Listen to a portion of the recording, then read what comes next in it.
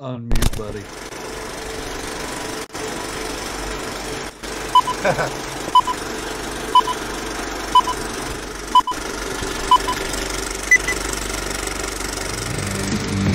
Hello, everybody, and welcome to another episode of Tuesday Night Hangout Live.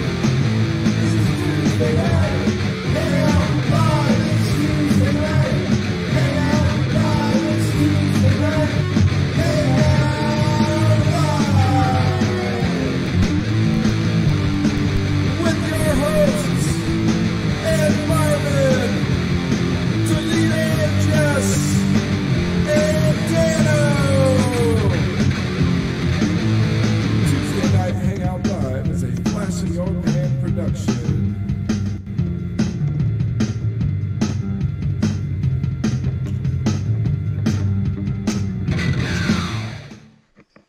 Oh man, I did it again. I forgot to unmute. But tonight we have our good friends Toledo, Jess, and Dan, as you know, as always. But we have Mad Jack from Ice Cold Gold and Bryan Wilder of YouTube's own American Gold Prospectors. I know we'll have some good stories tonight and hopefully be able to see some gold porn. Let me bring up Skype.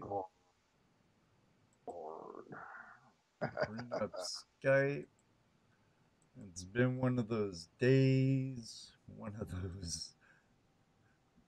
Here, put those down. Don't need that. Don't need that there. So they could see our guests. Patrick, turn it up a little bit.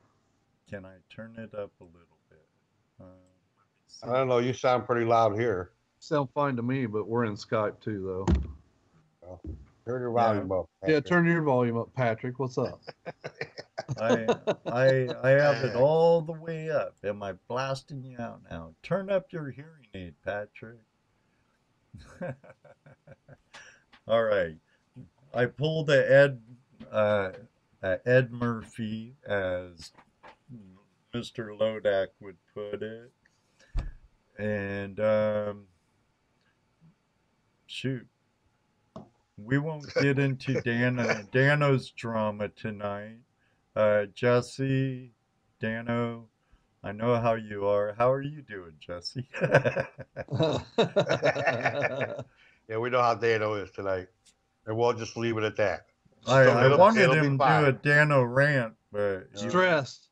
you won't do a Dano rant. No, I won't. Breathe, Dano. But a couple volumes would be nice.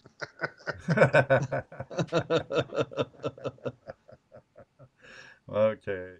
Well, we don't. Go ahead, Jess. I was just going to say we had a pretty good time this weekend. Yes, we did. Great weekend. Yeah, we had a good time. We went to, let's see. First we went. What? Cook's place. Something happened, Jesse. Oh, yeah, I did it. Oh, is it good now? It's better. But pushing the buttons. I know. Twiddling my thumbs. No, we went to a little piece of paradise in Indiana. Had a pretty good time. You know, too bad the water was. Good time. Yeah, too bad the water was a little dirty and we couldn't, really get a good look at it. But what we did was fun and got some gold. And wish we'd had the camera rolling when Ed climbed that hill in his truck. He was all over the place. Oh no, yeah, it's only a 2-wheel drive, but that would have been good video, though. That would have been great video. I know all the good stuff always happens when your cameras aren't rolling. Right, sliding uphill. Yeah, he was all sideways going uphill, just giving it 3 kinds. There you go. Put it in second, pedal to the metal, and go. Don't stop. But what a neat area. Beautiful property. Oh yeah, a cool place. Beautiful property. Too bad the water was chocolate and high. Yep. But I can see definitely trips in the future. Yeah. Oh yeah, yeah, definitely. Love to go back and spend a good weekend there. Yeah. We only stayed one day because we wanted to check some other properties out. Right. We're kind of on the hunt a little bit. But then we went and hit Patrick Moore's little private permission. What a Oh, cool yeah. place.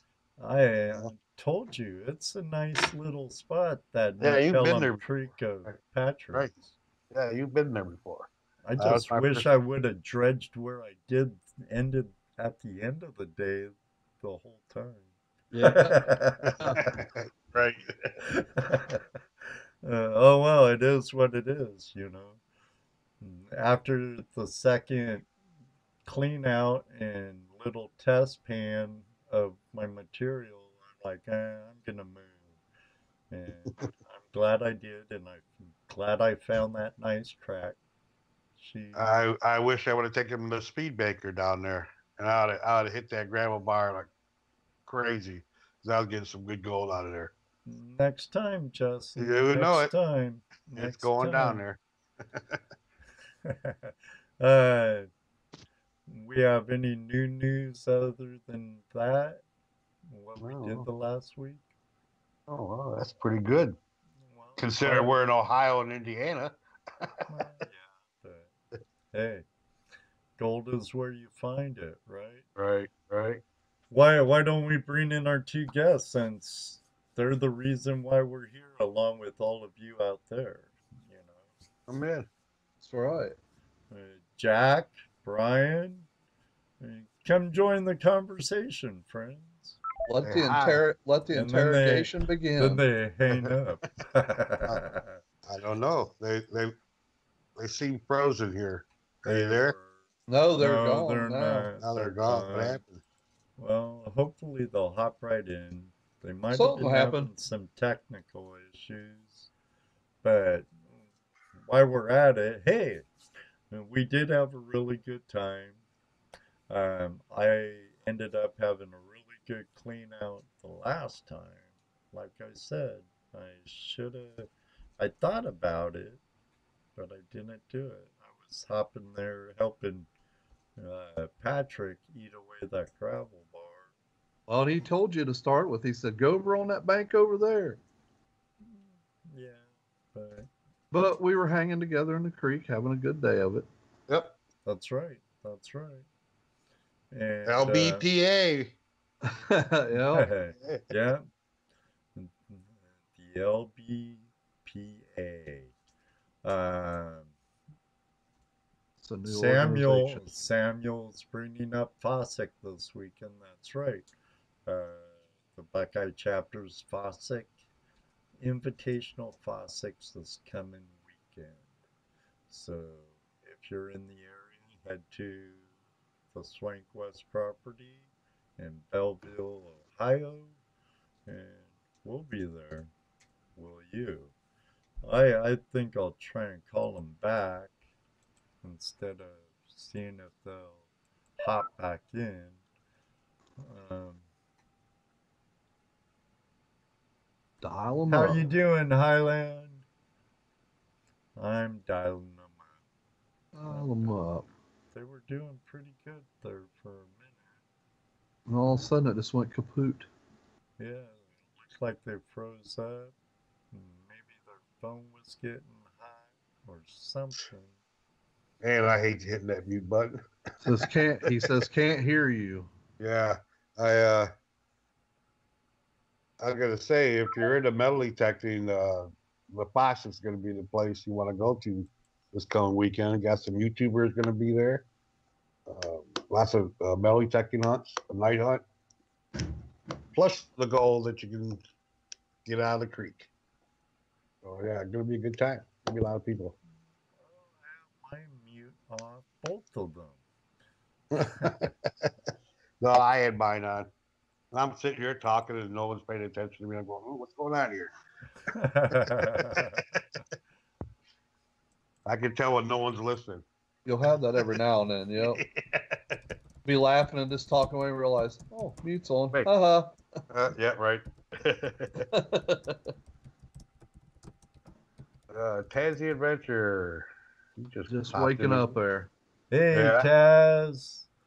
Rise and shine. Just waking up. Isn't it like 10:30, 11 there? Must have had a late night. Nothing wrong with that. Sleeping in. Wish 9:30. Wish I could do it. Wish I do it every day. I can't do it. I'm retired. I do that. I One can't day- do it. I spent many years not doing that, so now I get to do that. One day we'll be retired too. One day. Yeah, but I think I'll still be that old guy that gets up with the chickens and goes to bed with them. Ooh. Hmm. What? What did he say? Huh? What did he say? I said I'll be that old man that wakes up with the chicken and goes to bed with them. Chickens. You know how chickens get up super early, and as soon as it gets dark, they head to the hen house? That'd be me. Oh, okay. I was somewhere else. Your mind was in the gutter, wasn't it, Jesse? I think so. That's why you're laughing. Well, you know where's no wrong person. Yeah. Jesse's mind's not always in the gutter. But it does trip in real easy. It floats there. So I guess we should talk a little bit more about what we did this weekend. Hey, it looks like they're back, maybe. Are they? Trying to. They're trying real hard. Yeah. Oh, Ert's here. Ron. Hey, Ron. Hi, Ronald. How you doing? Hey, Ronald. Cabin Life with Glenn and Maria. Oh, Thank you all for back. joining us.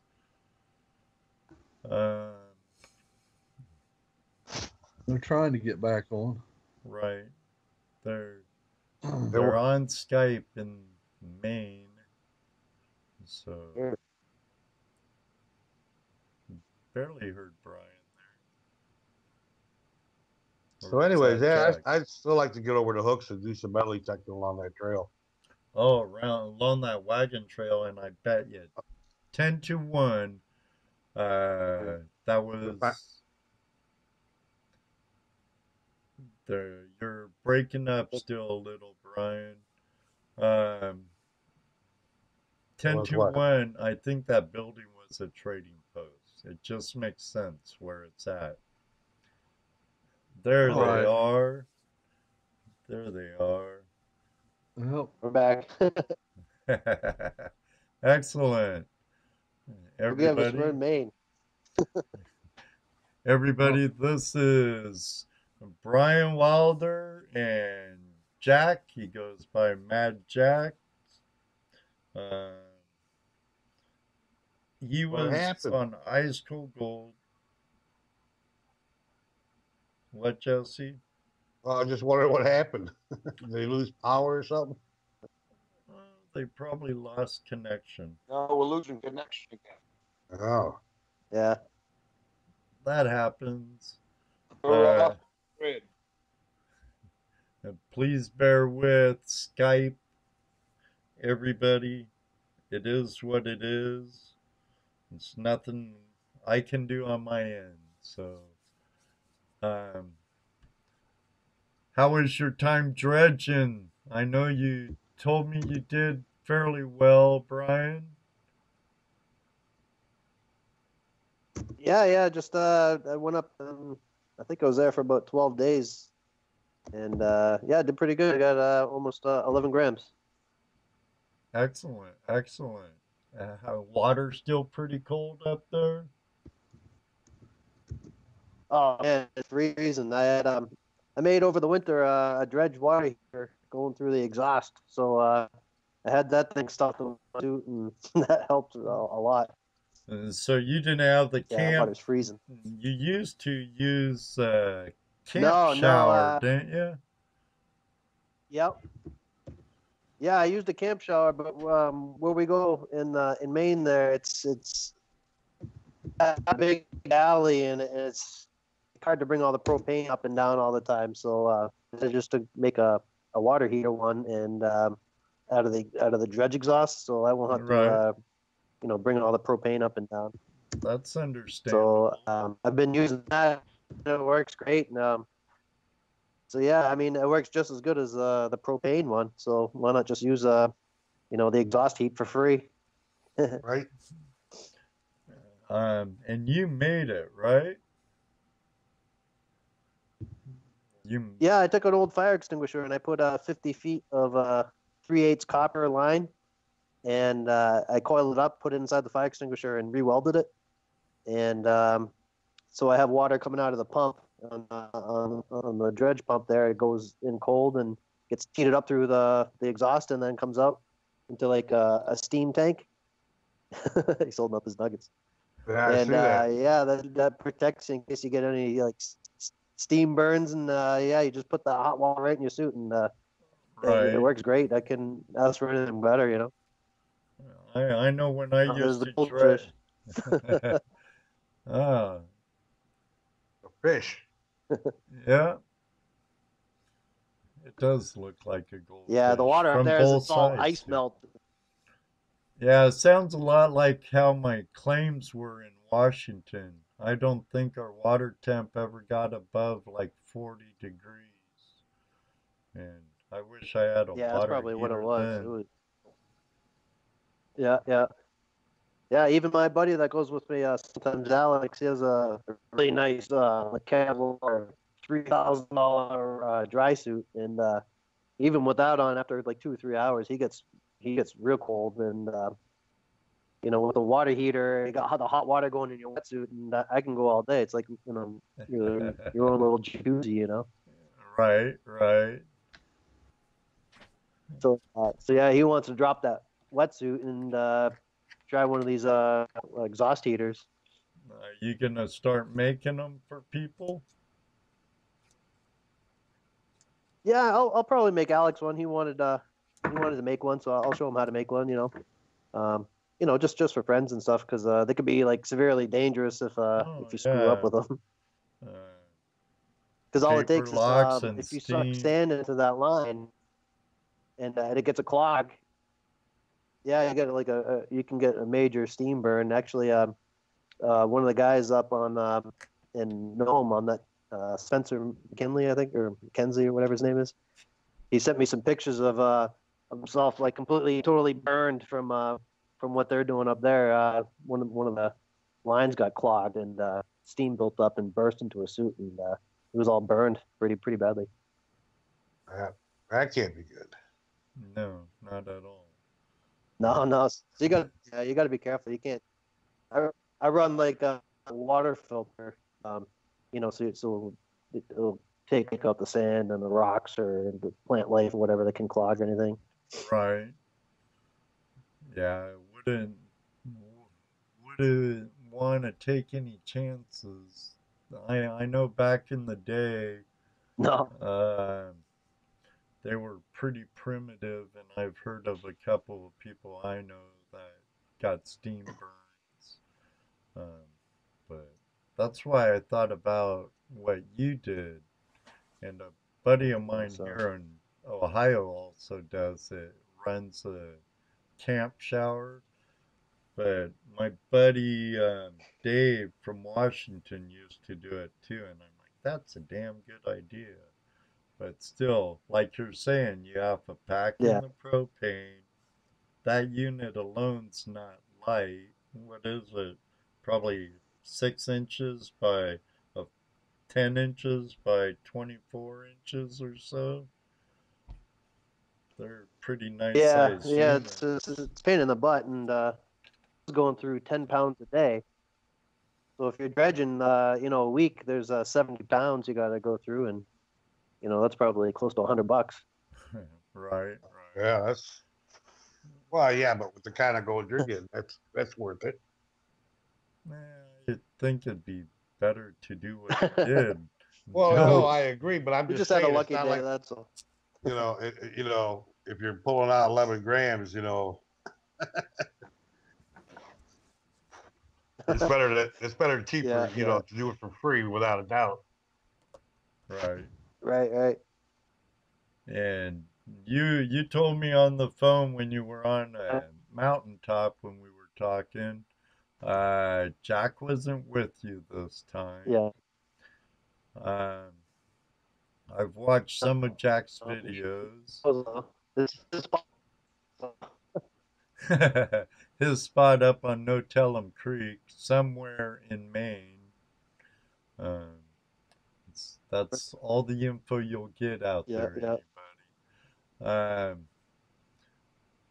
I hear Nugget Brook. I hear you're a musician also, Jack.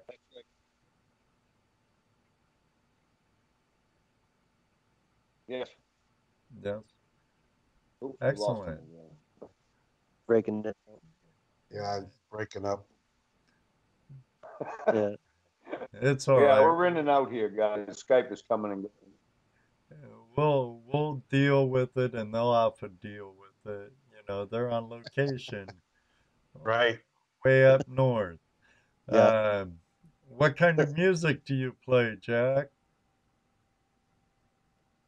I do mostly classic country music and a little bit of classic rock music, stuff we grew up on, you know, our time frame, 60s, 70s, 80s, 90s. Right. Actually, we just came back from downtown. We're at the bar. He was just playing. Oh, cool. Right on. We rushed back to do this. There you go. I was starting to get nervous. Ask my buddies. I'm like, oh, man, he's not Yeah. answering. Yeah, we were down at the bar and we're like, oh, we got to go. Almost time for the show. Well, I'm glad you made it in time.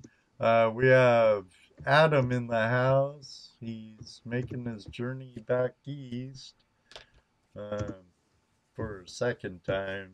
Smell the roses this time, buddy. Smell the roses. He'll be going through some beautiful country. But let me see, after Wyoming, it gets kind of flat.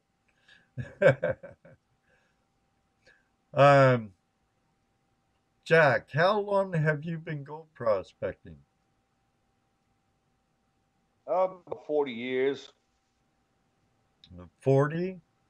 And so a good portion 40, of your yes. good 78, 79. what got you involved in it? How'd you get bit by the bug?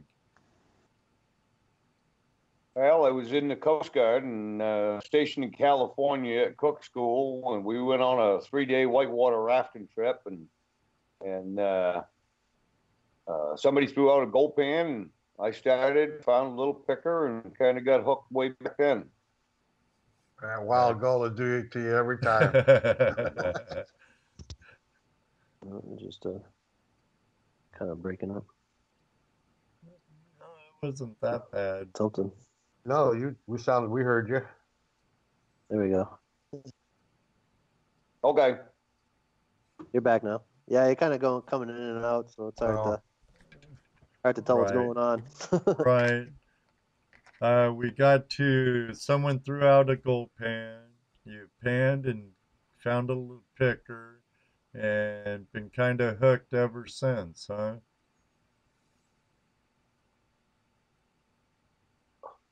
I didn't hear you. Okay.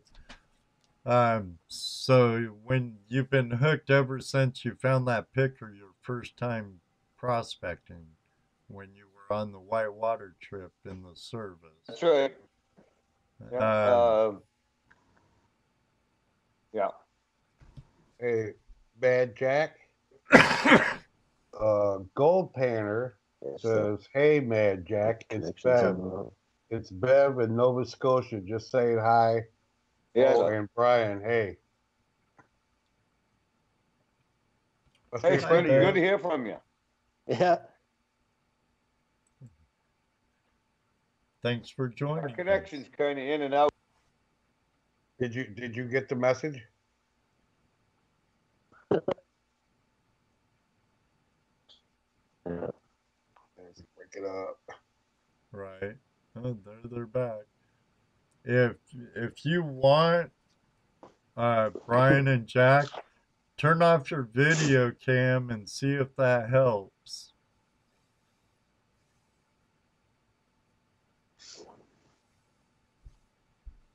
How do you turn it off? All right. And we'll Hey, we see. can hear you now. Oh yeah. Oh yeah. Chime in, Jesse, Dano. Did you hear that message that I relayed to you from Bev in Nova Scotia, Gold Painter? No, I didn't. No, she says hi. Oh, and hi, Bryan. How you doing, Gold Banner? There you go. And it's Yeah. Bev from Nova Scotia. I said it must be a friend of yours. Yeah, I've known Bev probably 20 years, maybe. Oh, cool. Oh, welcome, Bev. I'm glad you. I hope you come back, even when they're not here. But you know. Yeah, definitely.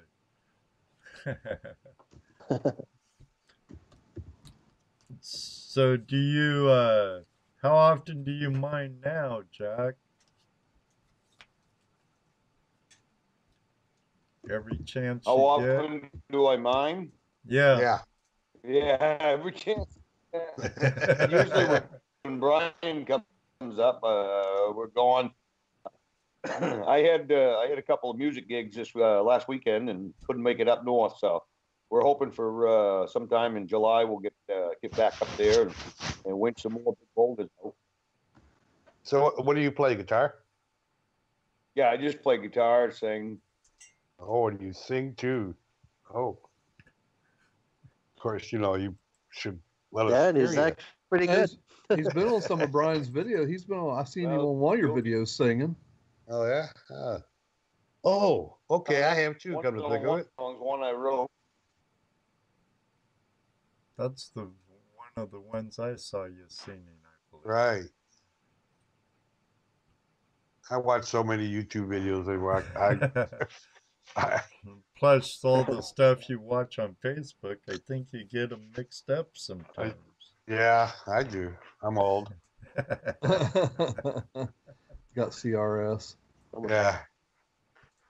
I think I know why we're breaking up. I'm uploading a video from last weekend on YouTube right now, so that's probably why we're breaking up. So it's Bryan's fault.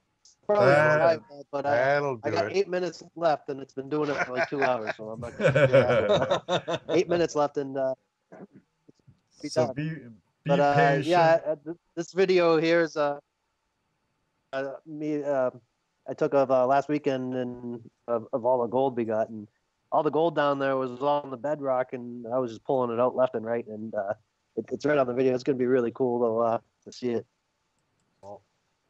Nice. So be sure to tune in to Bryan's show, American Gold Prospectors. Yeah, they'll show we got last weekend, which was a pretty damn good weekend. I've been the last couple times I went. Ooh. That ain't good. No, that's not good. But yeah, this time I set up a zip line. This is the first time I tried a zip line because going down there, man, it sucked. Just how far do you think that is down? Maybe It's probably 200 feet down. It's about 500 feet to get down there. 500 feet of trail, and it's just a slippery, nasty slope, and it's places nobody else goes is why we're there. Right. The harder it is to get into, usually the better. yeah. So Right. So this time I played it smart, and I got a 250 feet of cable to go all the way down to the bottom, and zipped it onto a tree, and I got like one of those little dumpster bags. It's like a 1 yard bag, I think, like three feet by 3 feet or something like that. I put all my boxes of stuff in there, all my winches and chains and my dredge hose, the sluice box, and just zipped it all the way down, and took like maybe 10 seconds to get to the bottom instead of carrying all that stuff, so that kind of worked out really good. So that's that'll be on the video that I'm trying to upload right now. What he's trying to say is work smarter, not harder. Right. There you go. My regular There you mining go. partner, we've been going up and down that Yeah, so we've been tracking that trail for about 20 years now, and Bryan comes along and comes up with a new idea, tries it, it works. So it'll save us a lot of hauling up and down the hill. Yeah, well, when you're younger, that stuff's easy. You start getting into your 60s and stuff, it gets a little more difficult. So you gotta try working a lot smarter. That's why there's still a gravity dredge and about 80 feet of hose up there in the woods. It's lived there for about 4 or 5 years now, and we use it occasionally. Oh, that's cool. I've always wanted to see one of those working. We've had as much as 5 foot of drop over 80 feet, and the power on the nozzle end was enough that if you got your hand in the wrong place, you could probably sever a finger when a rock hit it. So it's something you got to be very careful of. That's even stronger than a regular 4-inch dredge. Isn't it making whirlpools? Yeah, like 2-3 feet under. We got video of the trout and whirlpools underwater and everything else. About 3-4 feet of water, I guess it was. Cool. Nice. Watching the video is cool, but it's always more fun to actually be there watching it. Oh, yeah. Definitely. Or working it. I mean, the video is something to look back on and learn from. Right. I've studied a lot of Bryan's videos over and over and over, and I see things in the video that I didn't see while I was there. And we go back on the next trip, and I'll go poke around an area that I looked at from the camera angle, and we'll be right back into the gold again. Sometimes you run off it and you have to rethink things, and the video just gives you a record of that. Right. Plus, we can use the video to know, there's a date on the video. We can use that video to know exactly where we ended last year to start the new season and not miss anything. Oh, that's good thinking too. Yeah. Yeah, we're just Ed. Yeah. You write that down. No. Well, some people they work all week or all weekend and they get a hole going and they don't get any gold, and a lot of them will just up and go, a quarter mile away and try another spot. And once you have a hole that's open, you've already got the majority of the labor done. So Right. continue that hole. You may be on the gold today, but why start a new hole and go down through 4 feet or 8 feet of overburden and start a brand new hole when you're already on bedrock and chasing that bedrock? You're going to run into it at some point. And it took me a lot of years to figure that out. Instead of starting over all the time, just continue on where you're going. Yeah. And I'm pretty guilty of that until Jack kind of taught me that. I agree to it. Yeah, beat it it's to me. it's 'Cause, a that was game me. of I would inches. poke, not find much, and then poke another hole, and he just said, "Knock it off. Just keep going. Choose one hole and just go." And, Right. eventually, you run into it. It's Actually, I got that from Hoser out there in Redding, California, John Oates. They call him Hoser online. He's the one that told me when you start a hole, you go from bank to bank, you move up 1.5 feet, and you go from bank to bank, and you do it's a process, and you don't miss anything. So you never miss a pocket. And when you do hit a pocket, it's usually going to be a pretty rich one. That's what we did. That's what we did over the Swank East that one year, Ed, or started to, anyways. Yeah. right. Started going across the creek, Yeah. building the dam next to us as we moved. Yeah, we gotta get The back. key is staying focused and staying on task on that. Yeah, we do. We need to get Yeah, back especially over where we go. Everything's in pockets where we go, so it's very easy just to miss like a small 5 square inch area that has a pocket of 6-7 grams of gold right in it, and the area we go to, that's there's a lot of that where it's just pocket gold, and there'll be nothing for like 10 square feet, and then all of a sudden you'll just come across like a pocket in the bedrock that has 6 or 7 grams right in there. And like we all know, and when you're doing mining, it's the way we do dredging and stuff. It's a game of inches a lot of times, you know. Yep. You can be An inch away from the, a foot. Was that a foot away from $1 million or a million feet away from a dollar? and the name of the book is An Inch Away from a Million. Okay. There you go. And so true, huh? You never know. Like, well, where we were, even though that's a small creek, you know, I moved what? 3 foot and tripled what I got, even quadrupled what I got before. So, you know, it's a matter of inches, game of inches. You never know. So, and if you have that hole there, yeah, continue on. Move a little to the left or to the right or forward. I tend to terrace out my holes and try and open it up as far as my hose will allow me. We got an early call. I'm gonna take it because he's the world famous John Shaw, the driveway miner. Driveway miner. Yeah. Oh yeah. When he gets on. Looks like it's taking a little bit of time for Mr. Shaw. Huh? Try back here in a little bit, John. But yeah, My video's done uploading, so I don't know. I turned my camera back on. It might work now. yeah, it's already I see an improvement. That will do it too. So I'll put those two down and bring you guys up, and we'll see how it goes. But it already sounds better, Brian. Yeah, that was me because I was uploading something, but it's done now. Well, you know, when it takes that long to upload a video to YouTube, I wouldn't shut it down for nothing. Wait, we'll deal with it. Now Yeah, I think it everybody, took 2 hours. Yep. oh, Like, no. yeah, everybody out Well, there, if you're not yet a subscriber to American Gold Prospectors, uh, I'll have Brian comment. Click on the side of his name. There'll be 3 dots there. Hop over to his channel and subscribe if you're not yet a subscriber. He puts out some really good stuff. He produces some very good videos.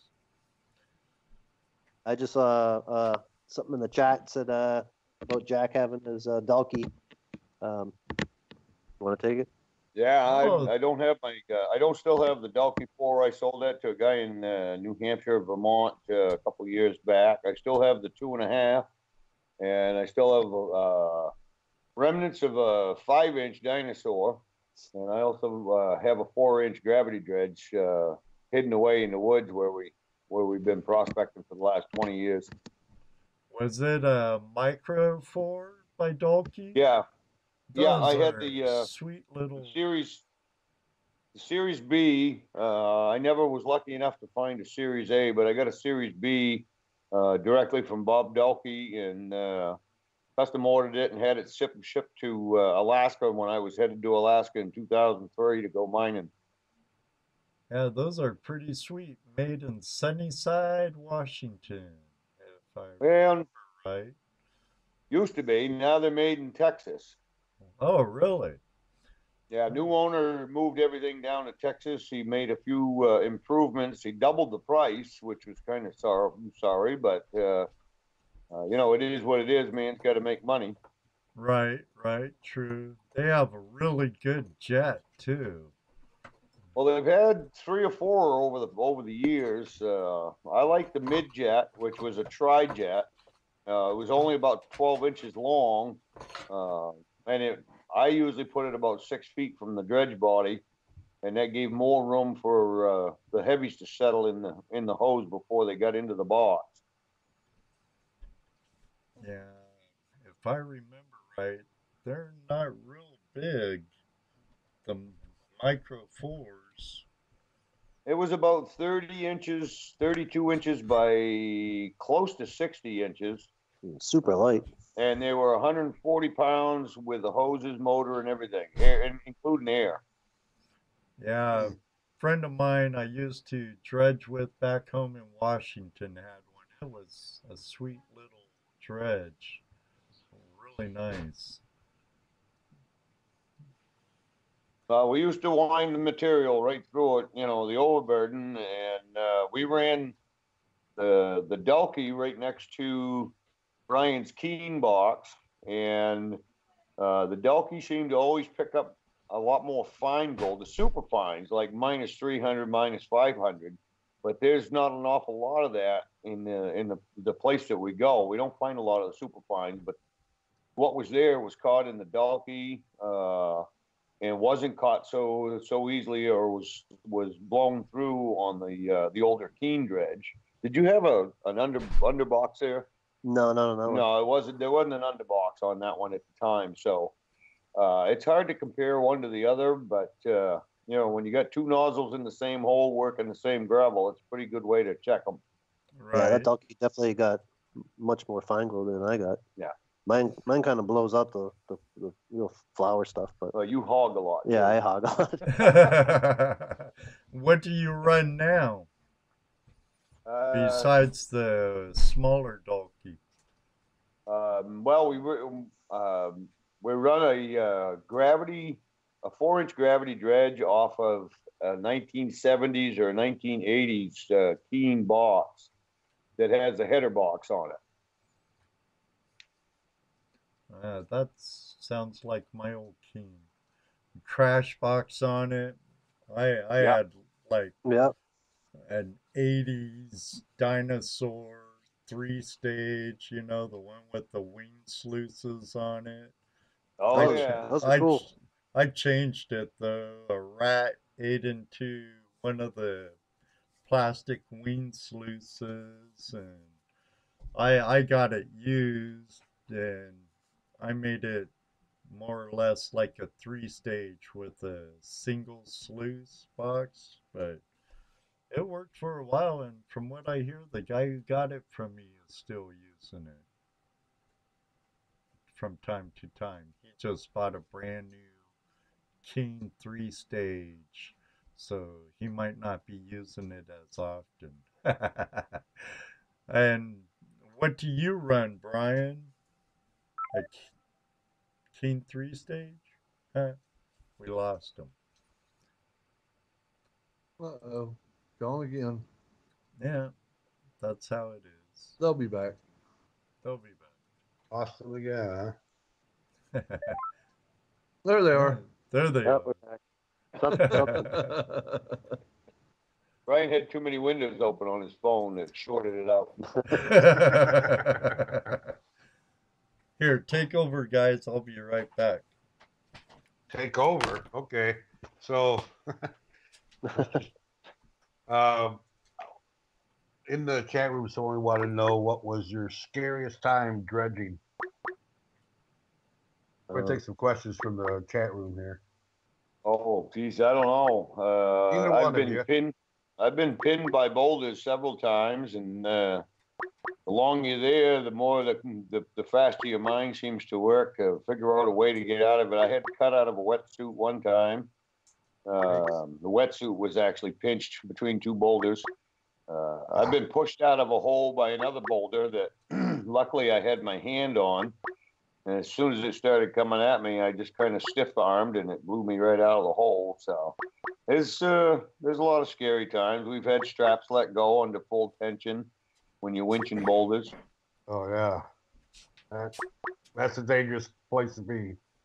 Well, kind of the worst place I was in, I actually got my leg pinched in between a couple of rocks. They weren't real big, but I couldn't move them right off. My buddy was downstream, and I could reach my cigarettes, but I couldn't reach my lighter, and I was pissed for about an hour.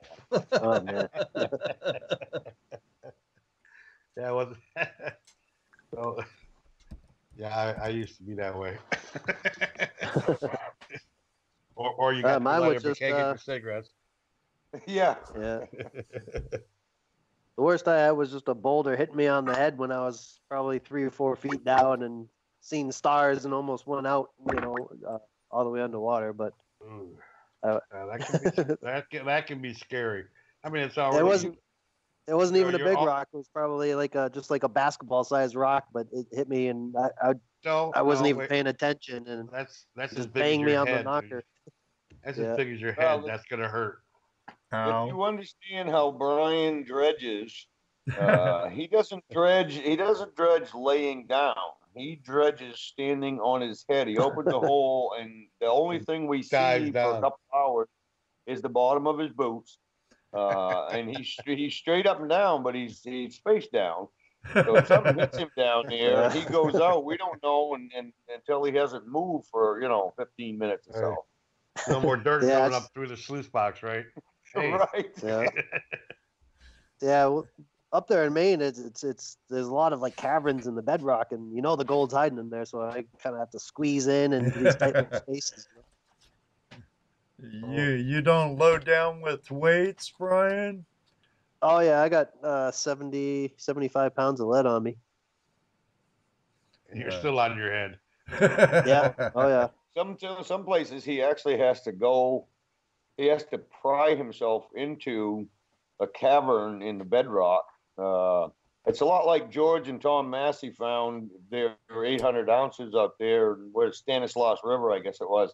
It was actually a side cave or whatever it was, tunnel that was in the side of the bedrock wall, and they emptied it out, and that's where they found the big strike in there. So every chance we get, we just run out until the gravel's all gone, and we can pick all the cracks of the bedrock, and then we'll change direction and go another way. There you go. Yeah. Gotta hit those little pockets. You never know what they'll have in them. Right. But once you pass the pocket up, you never seem to get a chance to go back and clean it up. We've left a few behind over the years, and they still haunt me today. What did I miss on that? They'll probably haunt you till the day you die, huh? Well, I can point them out to Bryan and let him tear into it and see just exactly what I missed. You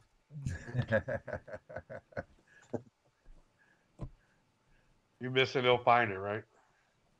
Right? Exactly. Well, there's not much information we haven't given Bryan.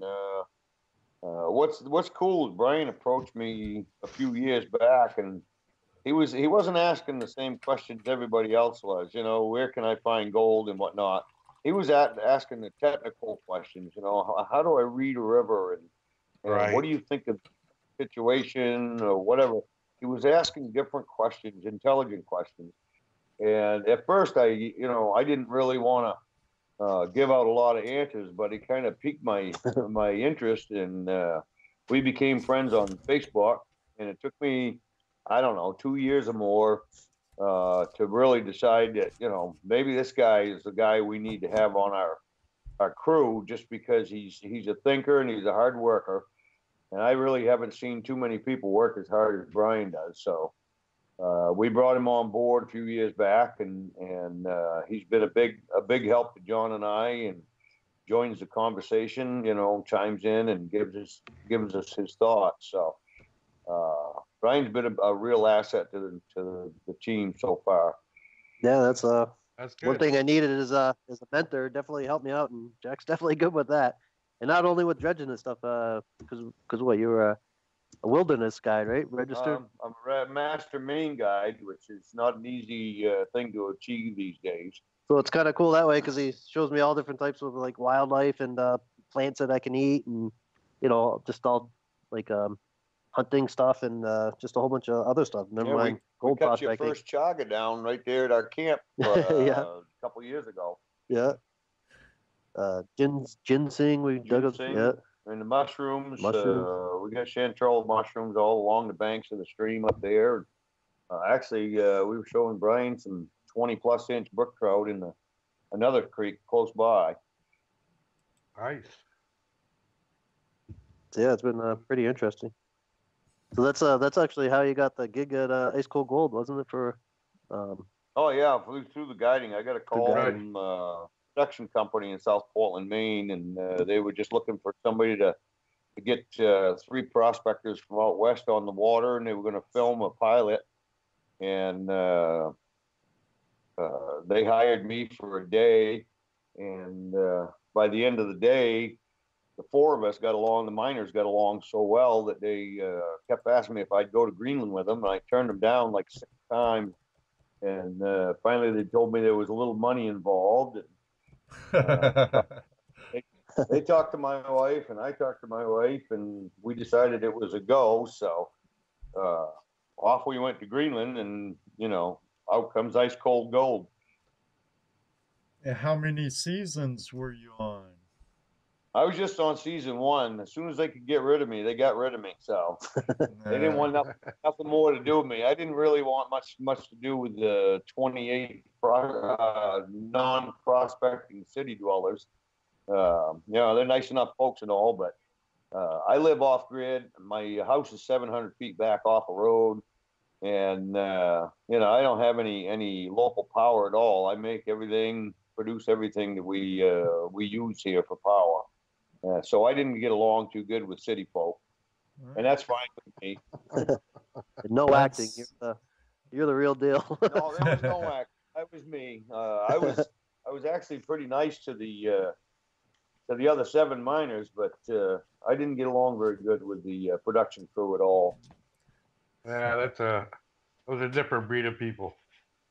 Yeah, somebody told me Tony Beats got nothing on me.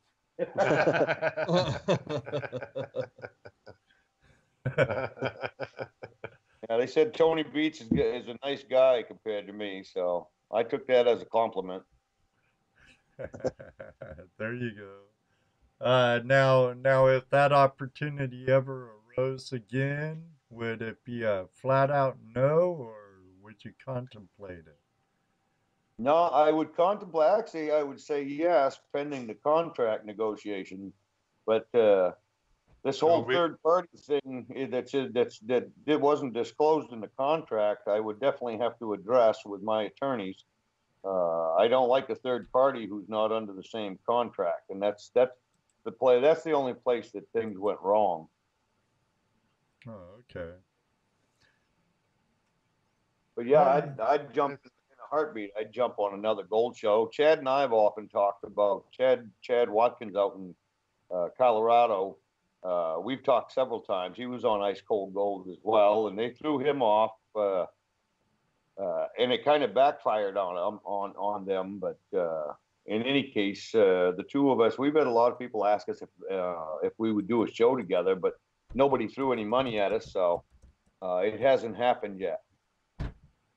You never know what may happen out there, but shoot, you should have been on that show that Prospector Josh didn't get to go. Oh no, not that one.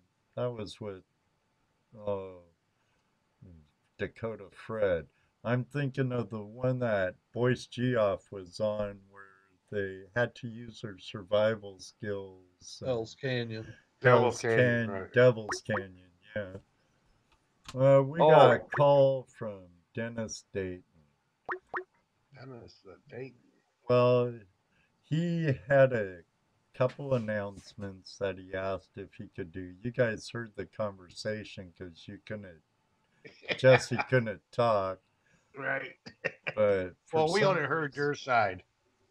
We didn't hear his side. We just heard your side. For some reason, it isn't letting him in. It doesn't like him. Oh, here, I'll do this. It's all a Skype conspiracy. Yeah. Skype. We'll try it this way so he could say his thing, and oh well, we tried, Dennis. Better luck next time. So let me ask you, where's what's on your bucket list? for where you'd like to go and prospect? Are you talking to me? Neither one of you, both of you. I'd like to take Bryan and John and Alex and maybe Chad Watkins and spend a whole summer, 3 months in Alaska. We've got a couple places that we'd like to get back to. John and I'd like to get back to, and I think that 5-man crew right there would be the guys that I'd trust my life with, and I think we could trust each other enough to share the gold and not have a curse of the Sierra Madre go on. Yeah. That's exactly what I was just thinking when you started saying that. Yeah, people can get mighty strange when it comes to gold. Mighty strange. Oh yeah. The good thing about the 5 people that I mentioned is the gold is just something. It's like a little trophy, and we all get a little trophy with an even equal split.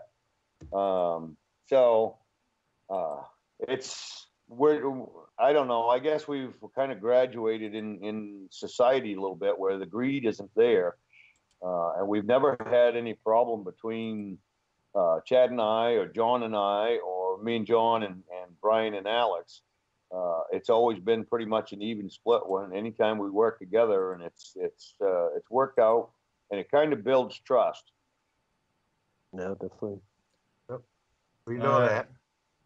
I was saying something to a guy in the prospecting community where I'm like, trust is everything with us. You break that trust, and it's going to be hell gaining it back again if you ever will.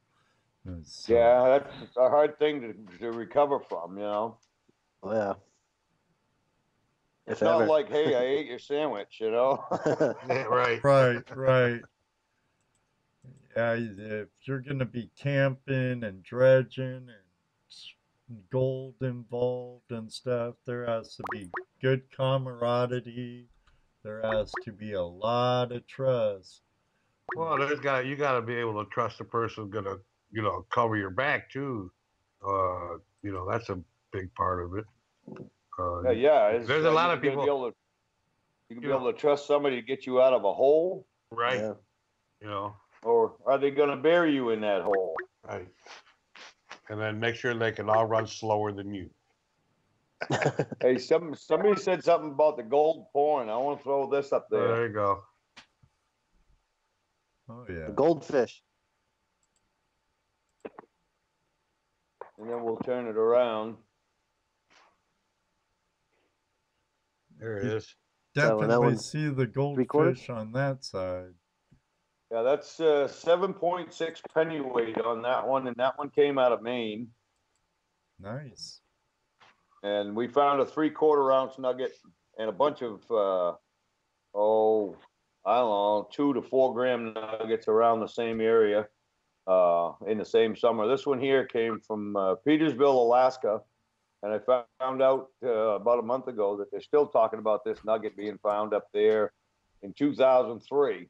This one I dredged up after 2 guys finally left the hole, and it was the last legal day to dredge in that creek. And this is what I came up with. That's what a hookah will do for you. Nice. These other two guys were using a snorkel and long arming it, and I was the one that had the regulator and went down, and that was the second thing I found. The first thing I found was about 59 millimeter brass shells that went up my dredge, and I almost had a heart attack thinking it was all gold. And somebody had dumped a whole box in the creek right off the bridge.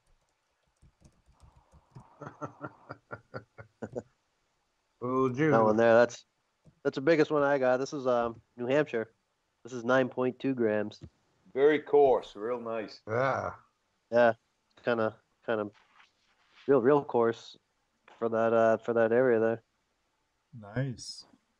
And then all this was from the weekend. This is 10 grams, all from just last weekend. Stick the bottom. Wait, there you go. So you can see the bottom. There you All go. big chunky stuff. That's what you were saying on the phone the other night. A lot of Yeah, nice they're all chunky. they're all pickers, and the video just uploaded. It's finished uploading. So if you want to check out what they look like on YouTube, they're on Yeah, after the show. there. After the show. Yeah, don't do it now. Do No, it after after the the show. But, show. Yeah, like 90% of the gold there, it's all just pickers. You just pick them up. You don't even really need a dredge or a sluice box. You know, you just go down to the bottom of the bedrock and just pick them right out of the bedrock. It's pretty wild. Go down there And sniping, actually, huh? Jack and John, when they first went to that area, weren't you guys just walking down the river and just looking in cracks and picking some out? busting open. We were moving bedrock, busting open bedrock, moving big boulders, and we found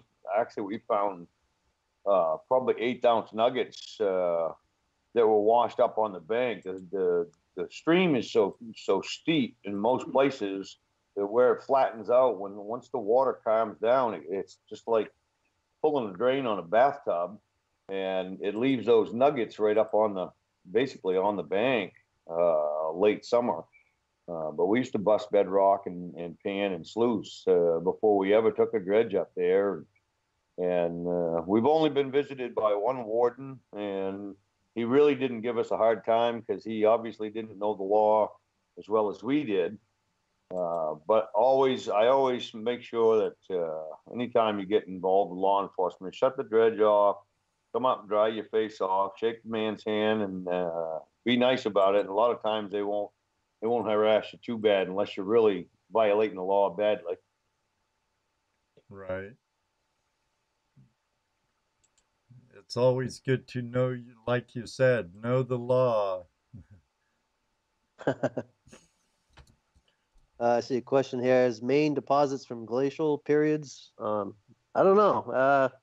Jack knows much more about it than I do, but my opinion would be I found quite a bit of pickers there with quartz in it, and you just never know. There could be a lode up there. Who knows? I got an idea there's probably lode in the area. Like Bryan said, you got quartz attached to some of the gold. Actually, you've got probably the nicest piece of gold I think we've ever found. And I wish I could buy it back from you. Actually, it looks like a hand that's actually gripping a piece of flat quartz, nice white quartz. And it's one of the coolest pieces. To me, it's got the best character of anything we found up there, including the 3/4 ounce chunk. Just because of the mixture and the way it looks is very special. But I really don't care what put the gold there, how it got there.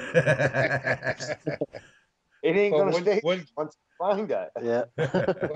Wouldn't the coarseness of that gold kind of indicate that it was from a lode, as opposed to being brought down much. The funny glacier? thing could be 200 miles north, and this it could have been a chunk of bedrock that fell off, broke loose, was pulled loose from the glaciers and picked up and pushed to where it is now. And then that rock over the last 10,000 years has degraded and weathered, and pieces broke off, other boulders smashing into it during spring runoff.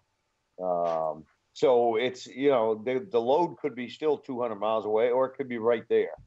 And we'll never know because the laws are protecting so much land now that you can't just strip the bedrock off and make it look like Greenland where it's all rock. So it's one of the things you'll never know. Right. Unless you find the load. If you find the load, That's what I'm going for. that's time to keep it a secret. Right. Oh, Yeah. absolutely. Absolutely. Yeah, Hell, around here you can't even really show where you're at and find the dust we find without people jumping in. So. Oh, we've had a guy jump in our hole. Actually, it was my partner John went downstream and found a little spot that was shallow enough my wife could use the 2.5-inch Delkey, and she worked in there probably 2 weekends, and we skipped a weekend.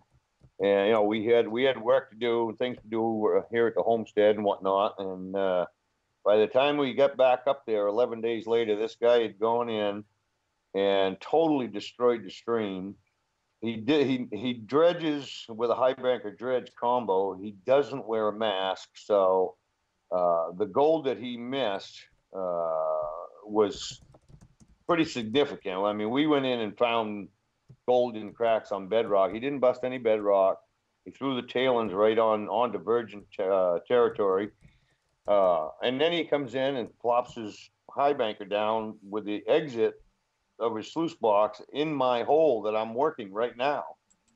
So things went from bad to worse, and they escalated from there. He ended up leaving at gunpoint. And almost a bullet hole through his motor. Oh yeah, I told him if he started his motor, I was going to kill it right there. And I pointed the 45 or the 9mm at it, and his girlfriend kind of got a little scared. I mean, I never threatened the guy, but I did tell him if he started the motor, I was going to end it.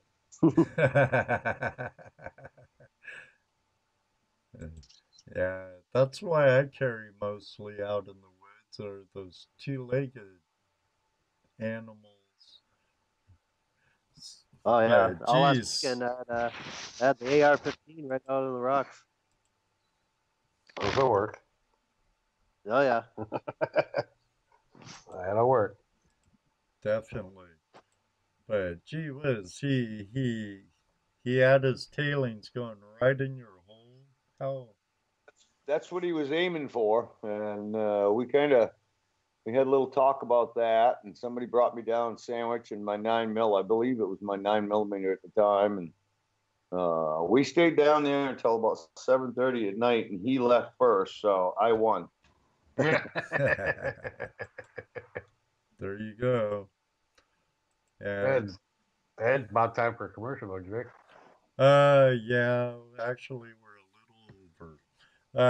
But they were talking. I didn't want I to know. cut them off. I know. We'll be Since we had a bad enough start to the night, let's not cut it off now.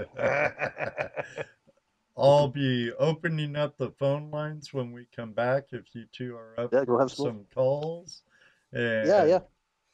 we'll take a quick commercial break and we'll be right back with Mad Jack and Bryan of American Gold Prospectors. So don't go away.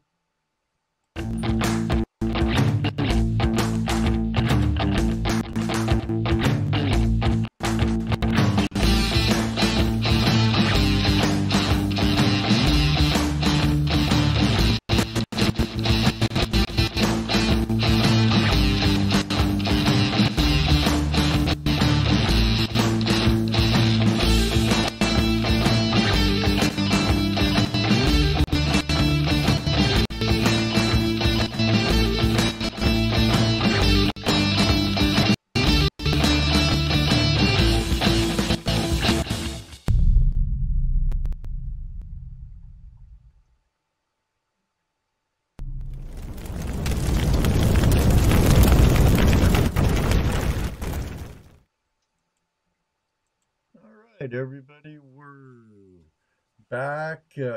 We have Mad Jack from Ice Cold Gold and Lifetime Miner, I should say, too, and Bryan Wilder with us tonight. If you're just tuning in, I'm going to be opening up the phone line. So Looks like you got somebody on the phone line right now. well, I think it's Dennis Dayton, but I don't know. They've been patiently waiting. Hello, caller. What's your name? Ben, Where you calling it's from? a long time listener, first time caller. Hey, I've How heard you that voice doing? before. who could that be? How you guys doing? All right, how's it going, Dennis? Doing good. Doing good. I'm looking forward to this next video he just said he got uploaded. Yeah, I'm not really looking at it, but I see it. Yeah, I just big rocks, big gold. I just put that up. Sorry, I'm multitasking. Okay, Adam, roll up your window, though. All right, Dennis. I know you've been waiting patiently. I forgot you were even down there, actually. I know you had a couple of announcements you want to say. Yeah, first was I just wanted to let you know I had my my special draw that I did for the ones that got in as a premium patron, and I did the mini. I guess it's called the Double D Sluice, the one that Corey was proto making, and the one that won that was Flash in Your Pan Productions. Really? Yeah. Nice. So I just wanted to say congratulations to Flash in Your Pan Productions, and you got the prototype. You know, because we were looking for testers, so a premium patron won, and you won it. So. Oh, excellent. So I'll be able to pick those up at Faucet, right? Well, I'm not going to be able to make the Faucet this year. Oh, bummer. Oh, are Yeah. you gonna be out at Roaring Camp? No, I'm only 9 days away before I go to Alaska. Oh yeah, you're going to Juneau. That's right. Yep. John Ratley's up there too from AMRA. He's in Chicken. Oh, cool. Hey, Adam. What's up, Jesse? What's up, Dennis? Hey, what's up, man? I'm gonna try to get by when I get over that way. See if I can link up with you and Ed and those guys. Could you hold that thought a little bit, Adam? Let's get our buddy Dennis taken care of and all that. Take your time. We got that one. Oh, cool. Now that's okay, Hook. Don't call now. I have too many people on the line. Now Corey designed that. Is it made with a 3D printer? Yes. Yeah, he scaled it up and did the design himself on a 3D printer. So, you know, we were just looking for a couple extra testers and, you know, kind of get the input. So, you know, and I'm glad you won it. I mean, anyone who won, I would be glad, but I know you'll put it to the test. You probably do a video on it. And we're just looking for a little bit of input, you know, what you think, if something needs to be changed, you know. And I tried doing what you guys did. I tried did the YouTube live for that draw today, and man, I just had bad signal. It was just terrible. So I don't know if I'll ever do YouTube live again. I'll probably just video it and then upload it. Right. Live on YouTube can be a pain sometimes, let me tell you. Sometimes. Okay, a lot of times. Excellent. Yeah. And we'll have to get together soon too, Dennis, about what we were talking about last week. Yeah, we will. All right. Well, I will miss you at Faucet, and I hope you have a great time with our good friend Caleb Bennington and our buddy Ray dredging the beaches there at Juneau. Oh, yeah. Oh, yeah. Almost forgot. Don't forget to give Caleb a big hug for us. Oh, yeah, Oh, definitely. You know what's going to happen. So. Oh, yeah. Why I said that. Big old hug. Oh, yeah. Make sure you tuck your shirt that special way you do. I always do. I always bring the birthday shirt. Oh, no. But anyway, Now, I'm going to get out there so I can let callers call in. All right. I love the videos those guys put up, and I'm looking forward to watching the next one. So, and then maybe, you never know, I might hook up with Adam. Adam, turn your mic off for a bit. Oh, yeah. if he's got a chance and he wants to stop by, I'll be here. So. Well, he's coming through. You might have to come here and visit him. He might be here this weekend, and I was talking to him about Fossick. So Oh, cool. I might just force him to park his van and him and Petey come and join the weekend of rest with a bunch of other prospectors and small scale miners. Yeah. As soon as I get past this next state crossing, I'm not going to want to do anything but drive. So I'll be there this weekend. All right, Dennis. Thank you very much, buddy. Hey, good show, guys, and I'll still be listening. Excellent. Thank you. All right. Thanks for calling in, See you, Dennis. Dennis. Talk to you later. Talk to you guys later. Yeah. Bye. We didn't get to hear his trivia question. He was going to ask the audience a question, but that's okay. Is there any way you can roll up a window or anything? Because we're getting some bad. Yeah, we're getting some bad road sounds from somebody. Was that Dennis or must have been? I'm in a Panda Express parking lot. I don't think there's any. Okay. Might have been Dennis then. It could have been Dennis because he was on his phone. So. Yeah. Okay. Sorry. Probably hanging out the window too. Usually it's you. When we're talking to you, you have a bunch of traffic going by, Adam. So how you doing, bud? Could be better. I would rather be staying in California, but it is what it is. You know what I mean? Well, I'm doing fine. Yeah, I'm not going home, and I'm not calling it home anymore. Just going back for. Okay, let me rephrase that. You knew you had to go back eventually to go back to the family, right? Just going back like the original miners, get their family, and then head back. Yep. Right. That's all. You have any questions for Jack or Bryan? Yeah, I know Wayne wanted somebody to challenge him to the Nugget Brain Challenge. We warned you guys this would happen. Yeah, I still have to do mine too. I got challenged too, so I don't want to do it on the road though. That's too much work. Oh yeah. Try to explain that in a public restroom. Yeah, hold on, buddy. I'll be out in a minute. Come walking out with your. I'm down to the fines now. Walk out with your pan in your hand. Thanks. No. Yeah. How's the weather up there right now? Been pretty nice.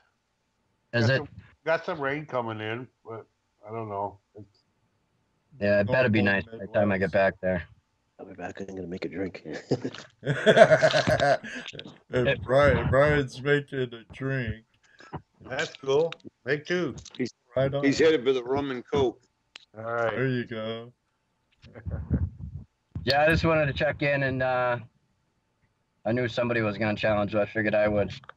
But I gotta get back on the road because I'm gonna try to drive through the night tonight and get out of Wyoming. So. Oh yeah. About halfway through Utah now. So you think you're gonna be here in Ohio by the weekend? If I drive through the night tonight and make it through Wyoming, and then I get, one more big stretch. If I do that, one more full day of driving. Because I left early this morning. I've been driving since like 7. I came over the High Sierras late last night and just parked there, and then so I killed a bunch of time doing that. If I just keep going, I should be there by the weekend, I would imagine. What's today, Tuesday? Yeah. Wednesday, Thursday, Friday. Yeah, maybe Saturday. Well, just drive safe. That's what we care about. Where is the Gold Rush thing? That's Classic's going to be at the Swank West. The famous Swank Flame. Yep. Yeah, the Swank West property, the jewel of the East Coast. Bellevue. Hey, can you text me Town of Bellevue. I can text you an address to it later, Adam. Right. Yeah, text me an address. If I get there earlier, I'll just go to your house. Yeah, if you get here before 3 Friday, just come here. Sounds good. Then just don't worry about nothing. We'll take care of you. But we're gonna. I hope I'm saving a selected reserve of that moss gold dirt, so I'll have some for you guys when I get there. Well, that's good. You told us you had a goodie bag for us. So. Yeah. Right. Did you say? Then I see in your video too that you're going to be selling some of that. Yeah, I'm gonna sell most of it. And Jerry actually bought my Snapple bottle of cons, so Jerry should have some fun with that. I didn't have time to pan it out. There's so much black sand, so I just dump it off to Jerry. Now, how do we? If someone wants to buy some of this, what's the email address we send it to for your PayPal? The Ant-Man mining one, because I still haven't changed it yet. It's the last bit of the Ant-Man that you'll find. Now, what is it? Ant-Man what? Ant-Man mining at PayPal. I have Google Wallet too. I don't know how that Google Wallet works, but. Well, the address. The email address. Yeah, it's Ant-Man mining at Gmail. Ant-Man mining at Gmail. Okay. Yep. All right. I thought you said at PayPal. And I'm like, oh, okay. Well, everybody I tell the Gmail thing to, they message me back and say it doesn't work. So then I say, all right, we'll try it on PayPal, and it worked on PayPal. That's Jerry. That's where you needed to work. Conversation with Jerry this morning. Yeah, that's where you need it to work. Ant-Man at Gmail. Mining. Ant-Man mining. Ant-Man mining at Gmail. As soon as I can figure out how to make an email address, I'll switch that. Now, how much for what? I don't know. I was just gonna do $20 bags.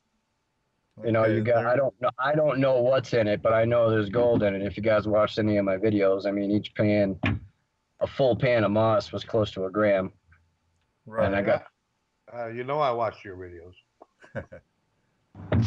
But I got probably 20 pans worth, I'd say, maybe. Okay, so everybody out there, help him get back to New England so he can get back home to California. Help me go back to New England, go back to California. So, moron, huh? So, send $20 to Ant-Man Mining at gmail.com, and he'll send you a bag of dirt. No, he'll send you a bag of moss. Moss, whatever. I don't talk about the moss there because I don't know if you're supposed to be shipping moss from state to state. Oh, okay, sure. I know I wasn't even supposed to take the moss off the rocks, so we'll just call it dirt. Okay. I didn't think you were supposed to sell $20 bags in that state. Yeah. Those were my first thoughts too, but I just don't. I haven't heard of a $20 bag in how long. Let me get a 20 stack. Don't they have dispensaries for that now? Yeah, they do now. Yeah. All right, Adam. I was checking out.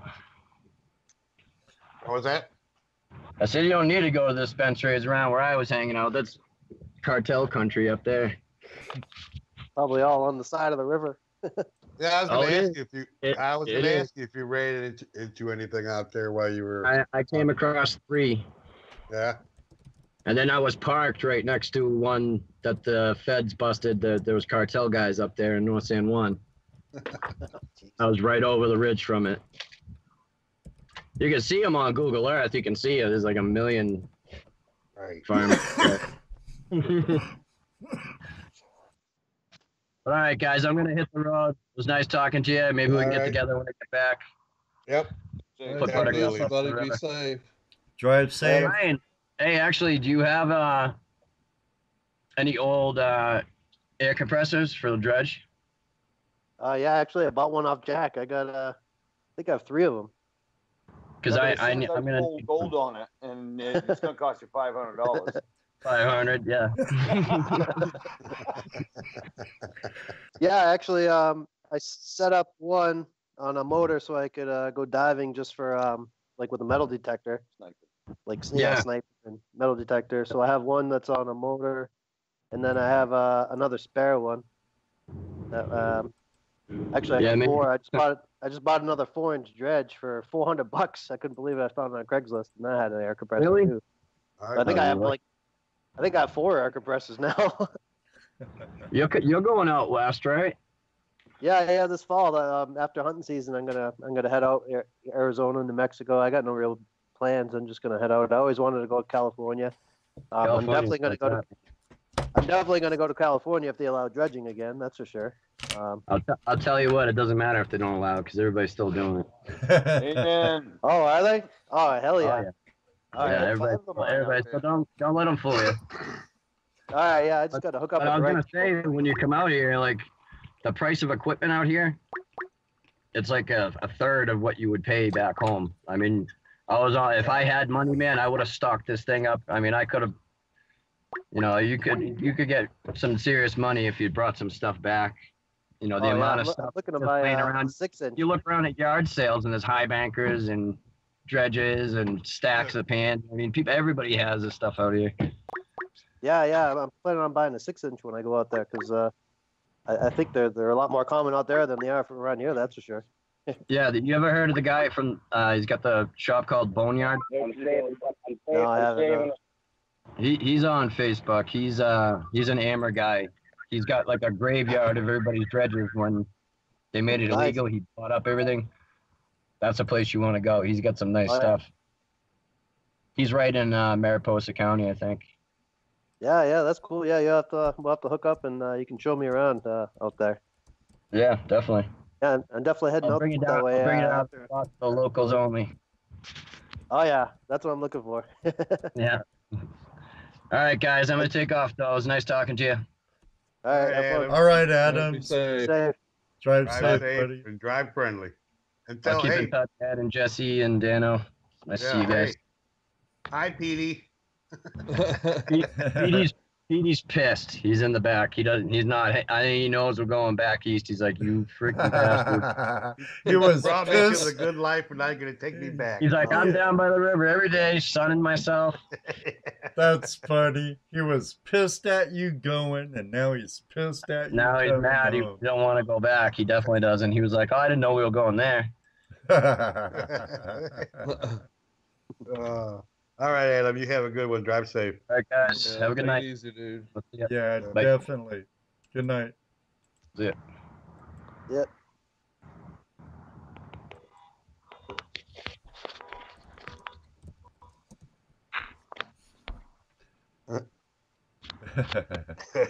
He always takes has a troubles second. hanging up on. Yeah, it always takes him a few minutes to hang up. Yeah, there he goes. He's getting there. All right, Hook, how you doing? I hear feedback. Please. mute your Everything's down, speaker. brother. I promise. go. Hey, Hook. Everything is down. How's it What's going, going Hook? on, dude? I am doing awesome, man. I hope you guys are doing awesome. And this show is just blowing my mind. And Adam, if you're still listening, if you come to Indiana, holler at me. My number's posted everywhere. I'll help you any way I can, or give you a good day out on the river if I can. But everybody else, this is just crazy. Ice Cold Gold was one of my favorite shows, and I hated to see it end. But having Mad Jack on there, that's my kind of guy. I'm just telling you. So, Jack, if you're listening, I hope right you here. appreciate it, because that's just my kind of thing. I just living off the land and being all crazy. That's all good. You ever Well, get over here in Indiana, you come see me. You can bring a gun. I don't care. So we're all good. Why If do I'm you coming, care? I'm bringing one anyways. He's got plenty. Yeah, we were. At this show's. Go ahead, Jesse. Yeah, we were at Hook's place over the weekend. He's got a nice piece of property. One of the ones that he Nice. shows, you got more than one, right? Yes, I have actually 14 this year, but unfortunately, due to the weather, I couldn't get you guys in the good gold line. I wish I Yeah. could have, but Hey. you still found gold. Yeah, So- we still That we found gold. did. Some cool Yeah. fossils. Oh, lots of fossils. Man, that place is loaded Had a with great fossils. time. Really, I was using the coffee cup your wife gave me too. Yeah, you can set those right on the edge of the fire, man, and you're good to go. Yeah, Yeah. she picked those out just for you guys. So Awesome. hopefully y'all get a chance to enjoy those. So Thank you, Hookette. Yep. Thank you. yeah, she's listening. She's smiling. She loved it. She got to see Mr. Ed. She loved Mr. Ed. I'm sorry about all the other guys, but she likes you guys too, Jesse, everybody. But she has been waiting to see Mr. Ed. That's why she calls him Mr. Ed. I want to see Ed's twin. Wilbur. Yeah. Oh, I want to see Ed's twin. we're Hook. working on that. Yeah, We're working on that. I was kind Dave- of bummed out, Hook, when my twin wasn't going to be there. Hey, we Hook, are Hook. actually working on that. Dave, and he was amazed when he seen your picture, Ed. He was like, wow, that looks like me, but younger. So, hey, you're doing good, brother. You know. You got a question for our guest? Well, they were talking earlier about the Daikini, I can't never say it right. Donkey dredges. Good dredge. That was my first dredge. That's what got me into prospecting years ago. My uncle gave me one because that was his first dredge, and I got to say they're awesome. And I still have parts of mine. I don't have the whole thing. Some of my relatives like scrap metaling more than they do, other things. So, but I still have parts of it. But no, that was an awesome dredge. But this show has been great. These guys, I'll tell you, Bryan and Jack, they do some weird stuff. I do watch their stuff and their videos and everything. And bottom line is, you ever come to Indiana, definitely holler at me. I'll make you feel welcome. And I'm not scared. So if I've heard some of your guys' stories and stuff. I'm not scared. So we'll push the limit if you want to. And I got places to do that at too. So if you just want to push your limit, we will. But my main thing, I really want to call in tonight because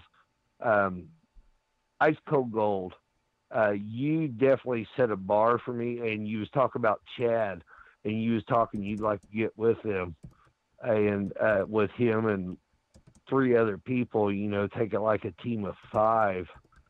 The names you were talking about are just awesome. And you guys, I tell you what, if you guys get together and you do something like that, I can promise you, me and my wife will watch it, because I stand by Chad's way of dredging and stuff. I watch a lot of his videos and yours too.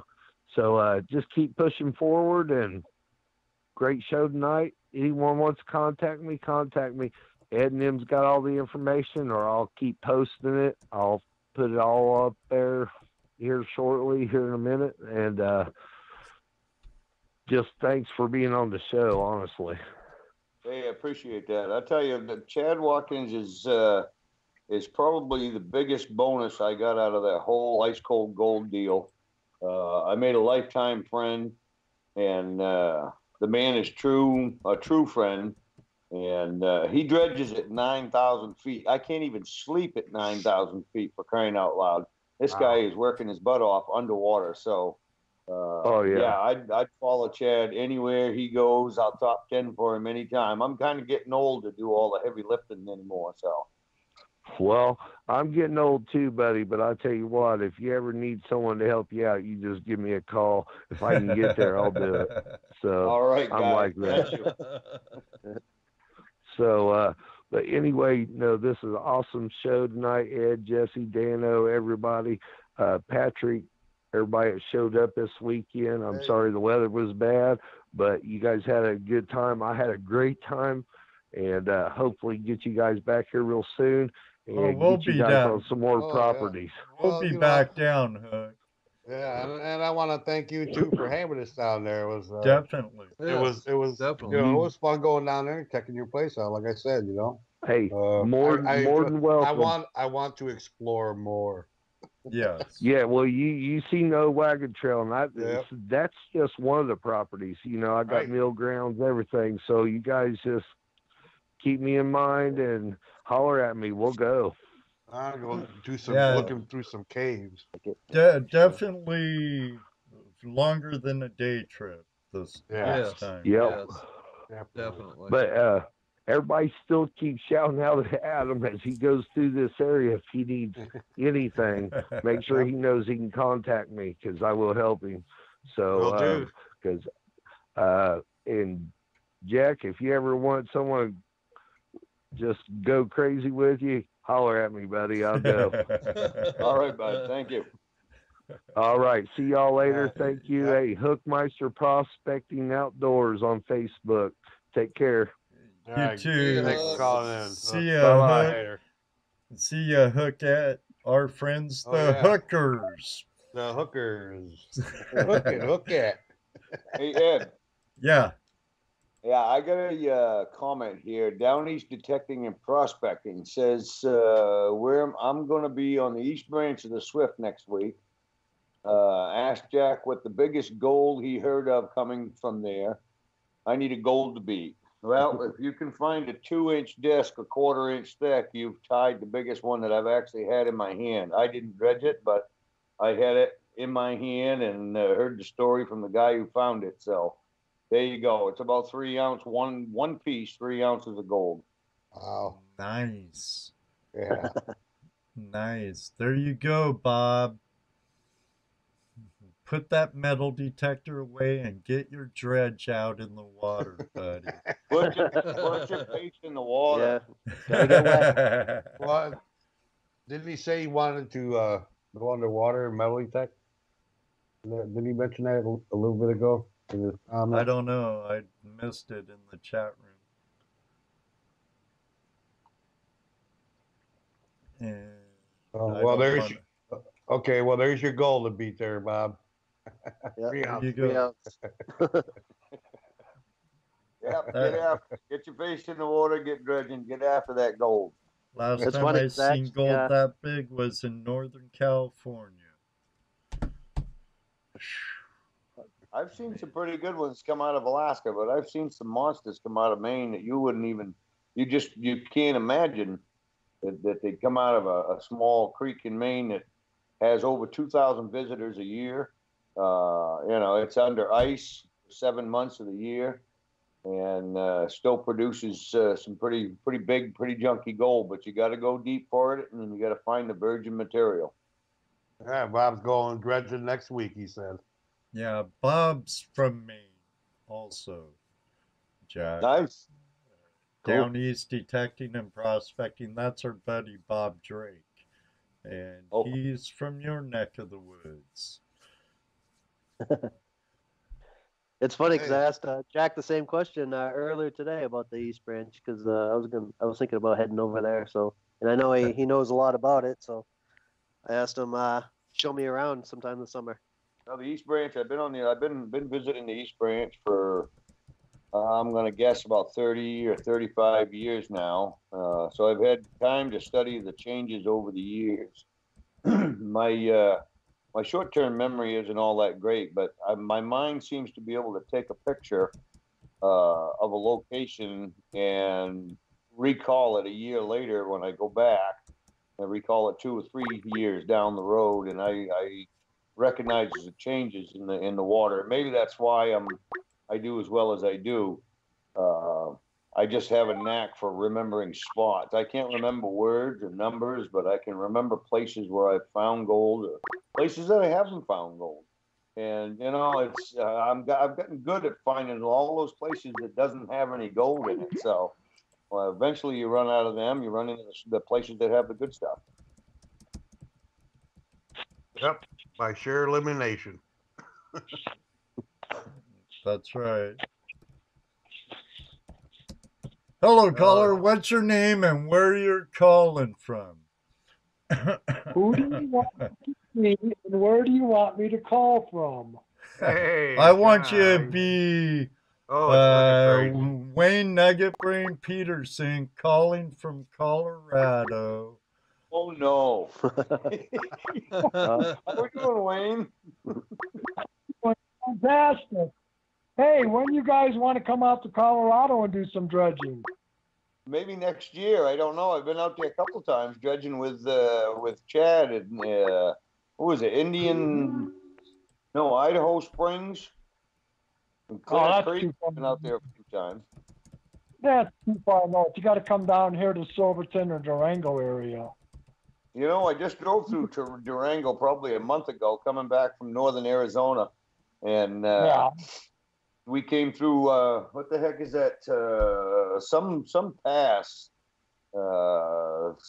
Wolf Creek Pass. What a hellacious place that is. Only if you're going down.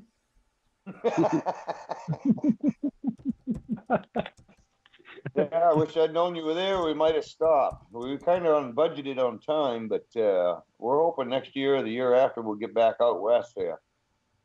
All right. Well, that would be great. We have 9 claims out here, and we're working on a few more. But we have Silverton. We have, I think, 6 or 7 claims up there, and then we're over on the Dolores River, and then we have some up near Fairplay. But this summer, we're going to be up there doing extensive testing. We're going to be drilling holes every 10, 15 feet. Hey, if you need somebody to test, get a hold of Chad Watkins. He's not far from Fairplay. He's right over there in Bailey. Well, if you can, give him my number. I'm on Facebook, or have him get a hold of me on Facebook. And maybe hook you up. Yeah, hook me up, because we're looking for experienced people to go on these claims. We've already tested all the Silverton claims. We know they're all good. The ones up by Dolores near Rico are really good. And the one by Fairplay, I have not been up there, but I'm going to be up there sometime in August checking that one out. Okay, cool. I'll hook you up with Chad, and if he's got time, hopefully he can get over to Fairplay. He used to have a claim right there in Fairplay. I don't know if he does or not anymore, but yeah, we've chatted a good bit about that area. Well, and anybody else out there wanting to come to Colorado this summer, want to do dredging, high banking, metal detecting, whatever, please get a hold of me. I'm allergic to a shovel. No shovels for me. I'll buy you a shovel. How does that sound? Oh, I'm allergic to them. Makes them break out terribly. Yeah, but you know, if you have one of those shovels from Colorado, you get the fever all over again, and it doesn't bother you anymore.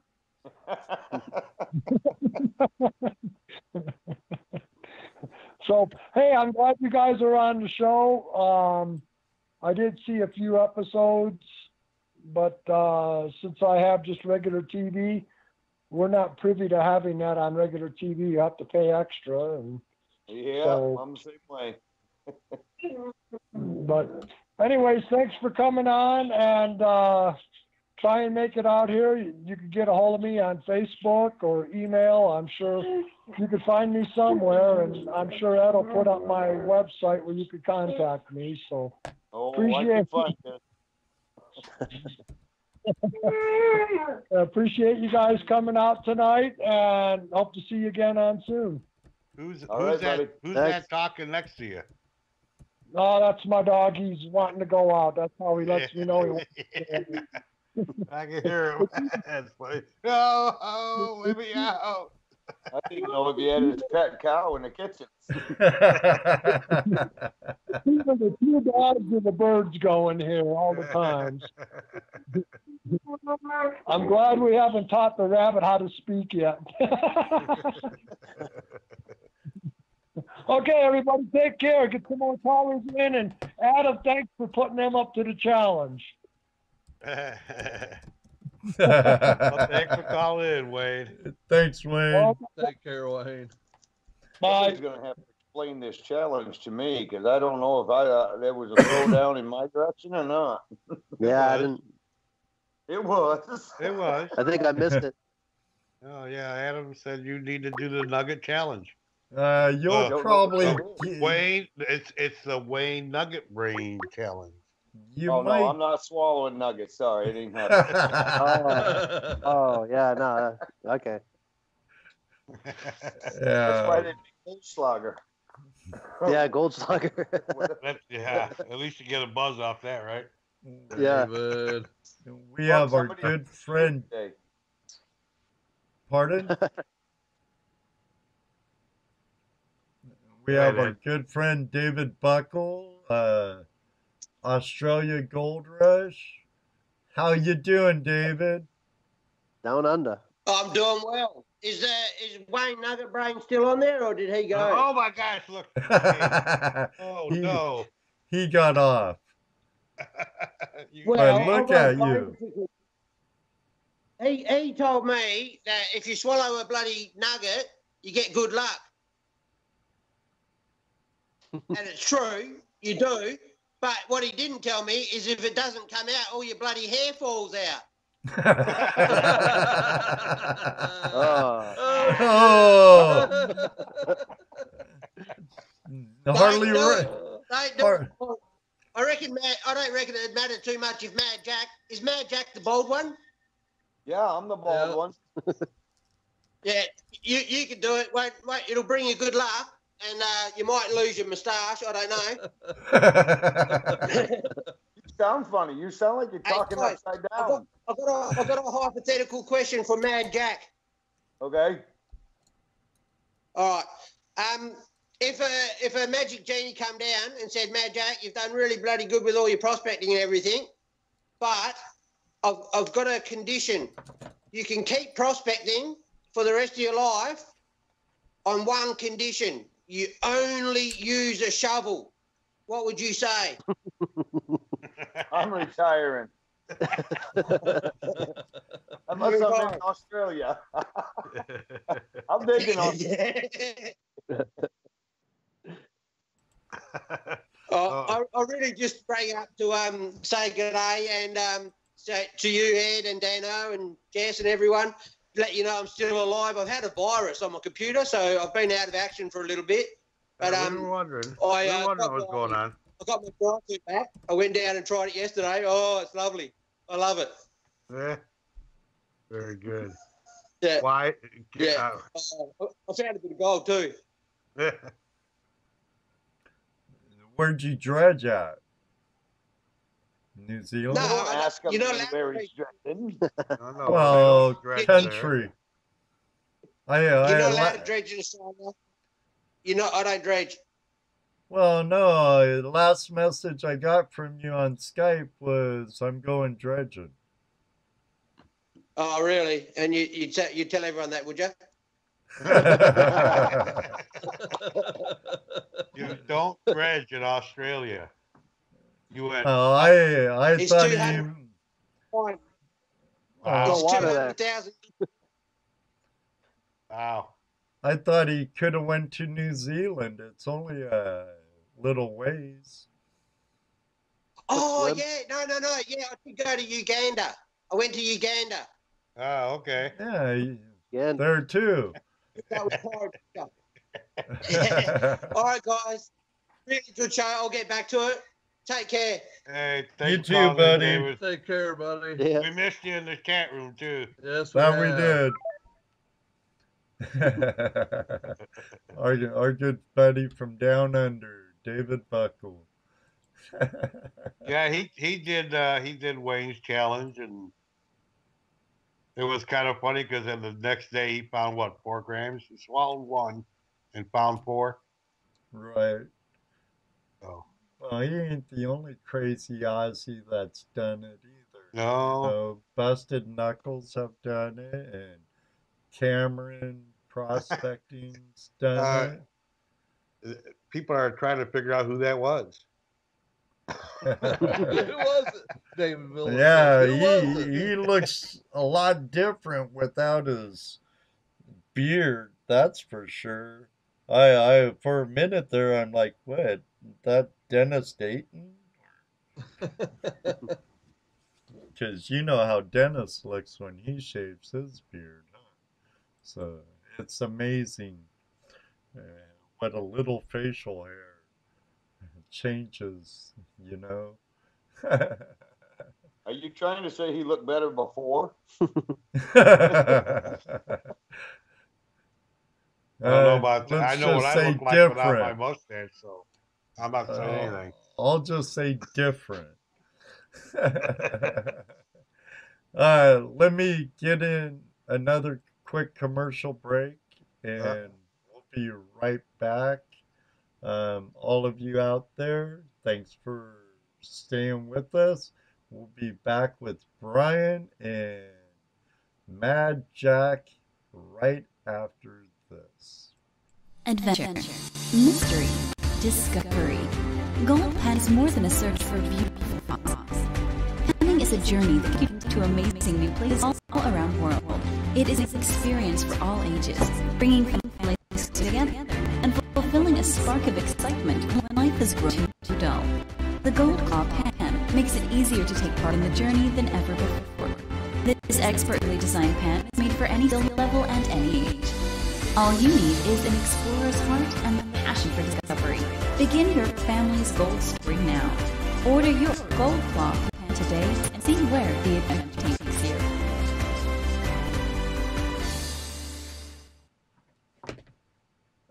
All right, we're back with Bryan.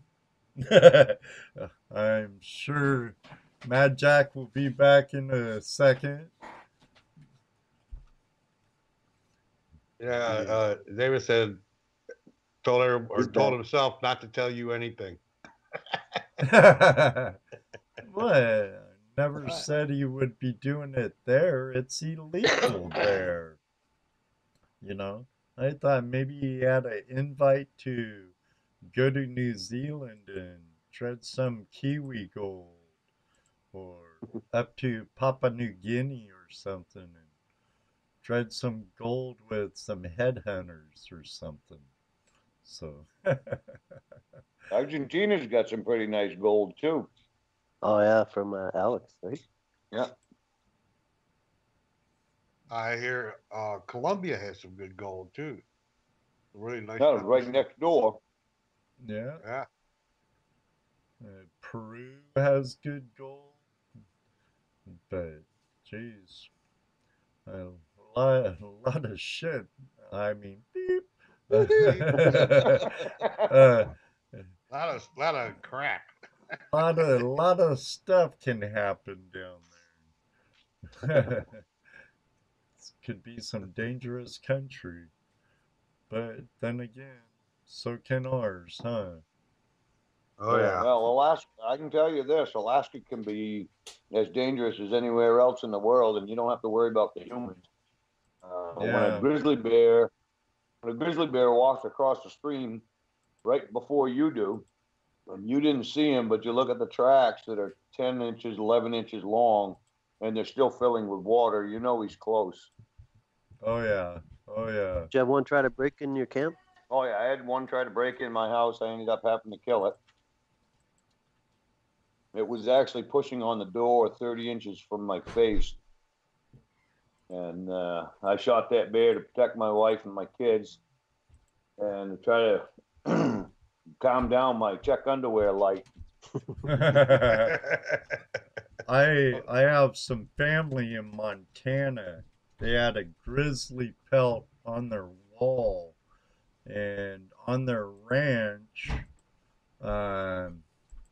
they before they built their ranch house, they had a trailer, and the bear was literally shaking their trailer, and my cousin shot it through their door. Wow. That's scary. Yeah, I bet. Been there. Yeah, definitely change your drawers for a week. Thank God I never ran across any big bears like that. That'd definitely be one heck of a surprise, that's for sure. Oh yeah. Yeah, I just had one bear experience. I was fishing, and it must have not seen me, and it crossed the river maybe 30 yards in front of me, and I was chest high in some water, and there was definitely nothing I could do. And he just walked out like nothing. Oh, There it is. nice bear claw. Look at that thing. Bear tooth from the lower jaw. Oh, bear tooth. And that bear weighed 700 pounds and was 30 inches from my face. Jeez. Well, I'm glad you're wearing his claw and not vice versa. Right. That's for sure.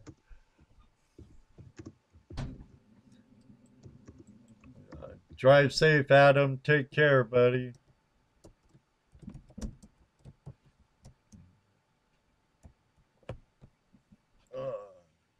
Well, we have a little more time. You have more time, Jesse, Dana?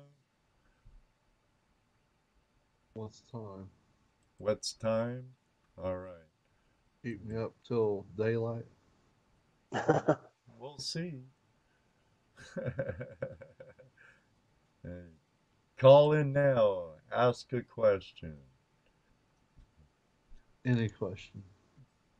That's it. As long as it pertains to gold. No, just messing. Almost any question. Don't ask exact locations because you won't get them. Yep.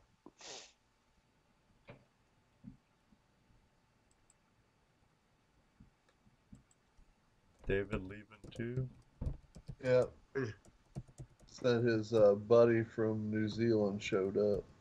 Oh, cool. There's his invitation. Go dredging in Zealand. You know, it's funny. It's funny when people ask me for a specific location. I'll give them the name of a brook or an area to go check out, and report back to me how well they did. And it's a place. Usually, it's a place I've had marked on my map for several years, and I get free reports that way. There you go. That's some good thinking there. Definitely. Yeah. I understand why they call you Mad Jack now.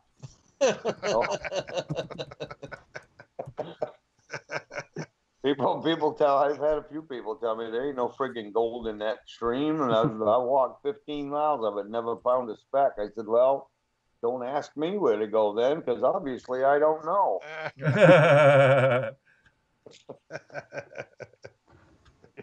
Do your own research. Well, yeah.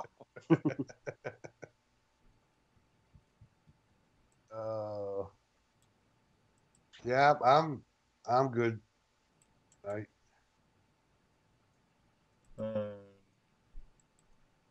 No, Jaron beat me to it. Jaron beat me to it. Mr. Tim was asking for the number. I think we might get a phone call from Mr. Tim. At Mr. Tim. I saw Sarah was in earlier. She was.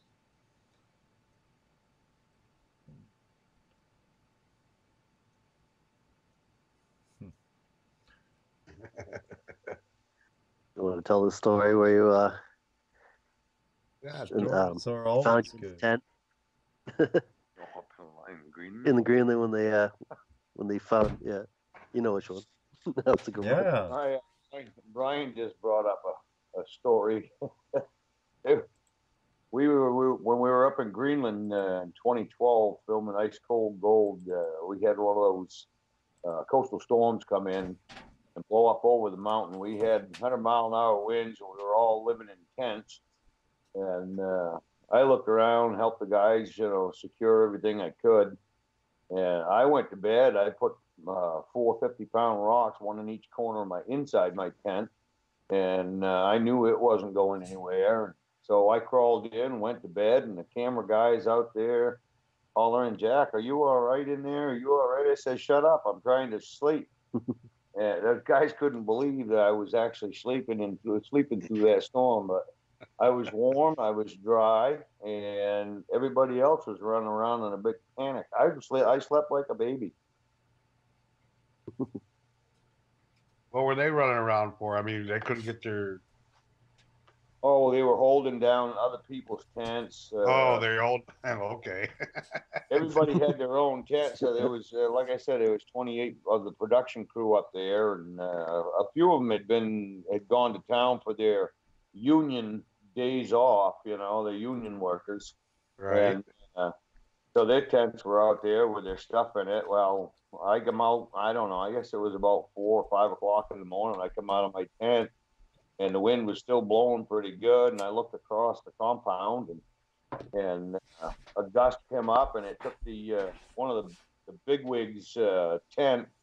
It lifted it right up off the ground, spun it around, and right down into the fjord in 3,000 feet of water. Took her laptop, a bottle of champagne, and a bunch of other stuff that she thought she really needed there. So anyways, I just looked around and said, "Hey guys, I'm standing right here. I didn't touch that." That's funny. You watch the shows and stuff, but to me, that kind of stuff is probably more interesting than what they edit for the show. I mean, I like watching that, but I can just imagine the funny stuff that happens. I mean, because you're talking 28. You said 28 crew members? We get out naked. Yeah, there's 28 production crew, and they hired probably 6 of the local natives over there, and then there was 8 of us. And it just, the backstory people would definitely think it was a comedy. But the cool thing is, I have the raw footage for all 6 episodes, probably 2 hours for each episode. So there's an awful lot of stuff that went on the cutting room floor. Oh, yeah. But I've got a lot of the outtakes and stuff digitally stored, which it's kind of funny. The TV station doesn't know I have it, but I have it. There are ways to acquire things if you want them. Yeah, so it's probably not anything you could show. Well, I was actually thinking about reproducing some DVDs and setting them up there on the underweb,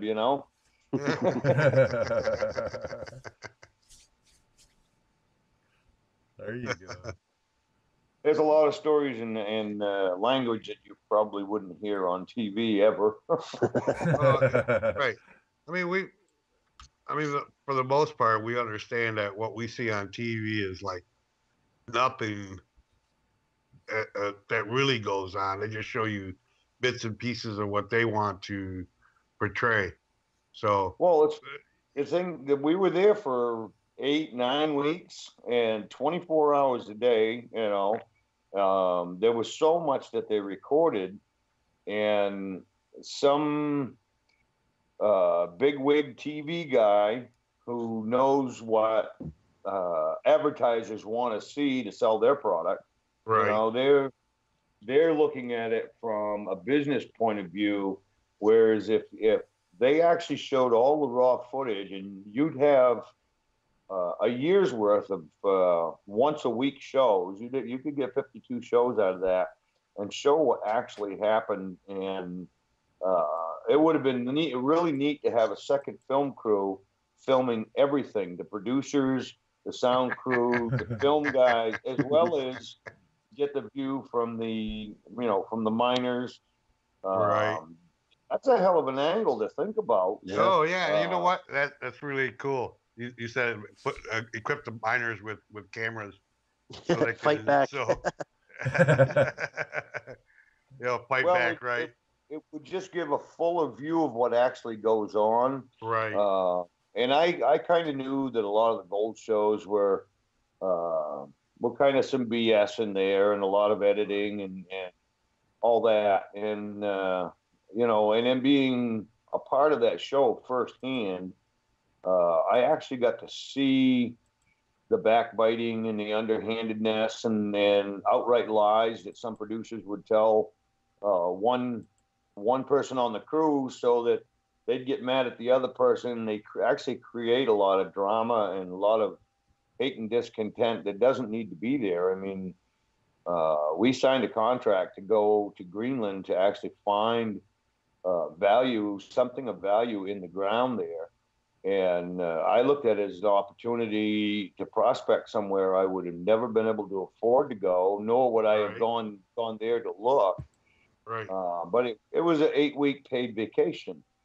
And, I mean, the notoriety is not something that I'm really interested in. I enjoy talking to people and helping people out, but being a TV star, that's just never been in my wheelhouse, Right. Yeah, when you didn't want to get filmed where you're smoking cigarettes and stuff. It's funny. I found out I had one friend, kind of a friend on the production crew, who tipped me off that the CEO of Animal Planet didn't want any footage whatsoever of any tobacco products coming back to the States. So they weren't allowed to film anybody who, was chewing dip or smoking cigarettes. So if I didn't feel like being filmed on a particular day or at a particular time, I just pull a cigarette out. No, I just carry an unlit cigarette in my mouth for hours. Oh yeah. They weren't allowed to film me, and under the contract, I had the right to do that, and they really couldn't stop me. So when they were being a real pain in the butt, I had to find a way to fight back, and so we did a little battle, but it was kind of entertaining for me to mess with city folks and in my own environment, Right. You're out in the wilds and I don't know. There were some pranks I probably shouldn't say anything about here, so we'll just leave it at that. I was trying to get you to say one, but I guess you're not gonna. Come on, just one. Were you the prankster there or what? Oh, well, I was one of the two. Oh. I got to say this. We didn't light anybody on fire. Okay. Well, that's good. Nobody got shot. Okay. There were a few people that were upset for a while. I will say this. Chad and I did get a chance to throw about 100. We rolled about 100 boulders off a 2,000-foot cliff. And by the time they got to the bottom, they were smashed into sand-sized particles. And we scared the crap out of a cameraman. We told him he better get this on film. And they actually used clips that he had. But he says, "You're going to kill somebody down there." I said, "We're not in New York. This isn't a 60-story building. Nobody down there." So yeah, we kind of took a break from the gold prospecting and just had a ball smashing boulders off of a cliff. It was pretty cool. Doesn't take much to amuse you, does it? Hey, turn big rocks into little rocks, really. Never know what you'll find in those rocks. Well, I wasn't going to walk down 2,000 foot of cliff to find out what was in them, but the entertaining was watching a guy from New York City holding a camera and a soundboard and watching him nearly pee in his pants, scared to death. He had to stay with us, and we were 2,000 feet up on a cliff, so it was just kind of joy. I bet. So the way you guys got up there, that was a pretty dangerous trip in the first place, wasn't it? I mean, it wasn't like they didn't need you. Well, if you fell in the water, you would just ask somebody on the boat to shoot you because the water was like 26 degrees, but it wouldn't freeze because it was always moving. Right. So it was, it would be like a instant freezer burn. And nobody wore life jackets because if you went in, you didn't want to live. And the water is 3,000 feet deep. The mountains are 3,000 feet high, right adjacent to the water. There was a lot of slippery rocks and stuff like that, and rock falls on a continuous basis. But overall, I mean, for somebody like me or Chad or John Self, Eric Drummond, we were all pretty comfortable in that environment. Actually, the Feldmans were pretty comfortable in that environment as well because they deal with rocks on a regular basis, in southern Arizona. Right, they do a bunch of climbing around and up in the mountains and in caves and stuff themselves. Right. So, we all kind of kept an eye on Americo because he was a city guy, and until we started filming Ice Cold Gold and got to Greenland, he never spent a night outdoors in his life. Oh, wow. Well, I didn't know that. I knew that he hadn't ever mined or anything like that. He was a driller, right? What's that? Well, he was a driller, right? He's a driller, yes, a directional driller. Right. Oh, but he's never been camping. Wow, I didn't know that.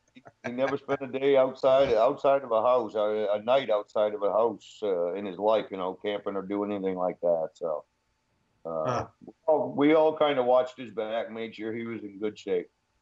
But he was he's a very intelligent young man and picked up on things very quickly. And I think by the end of the first season,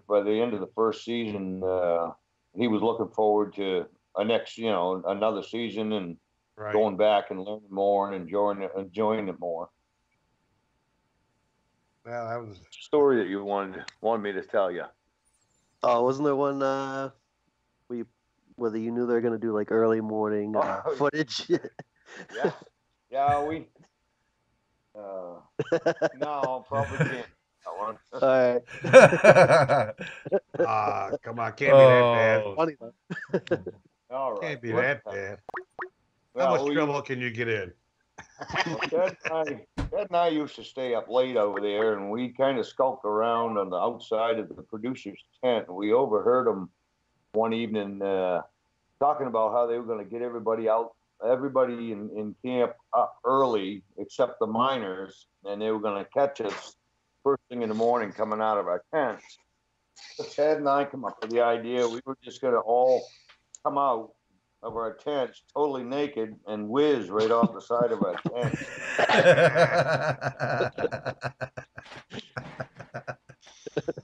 You didn't see it happen on the show, so it must not have happened. Did you get the raw footage? No. And another time, I got up early. I got up probably at 4 o'clock in the morning and hiked about a half mile up on the hill and on the side of the mountain there. And I sat in my little jet stove and I made me a cup of instant coffee. And I actually think I was on my second cup when the whole camp came to life in the morning. And I let them get through breakfast, and they were wondering where I was because usually I was the first one in for breakfast. And finally, somebody went and checked in my tent, and I wasn't there, and they went right into panic mode.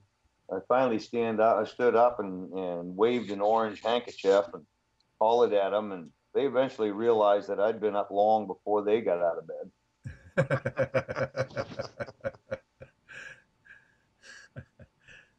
We have a caller on the line from the motherlode country of California, our friend Prospector Josh here on YouTube. How are you doing, Josh? Good, Ed. Good to hear you guys. Good to see you. Josh. Jesse, Dano. Hey, Hollywood. Hollywood. Hollywood sucks.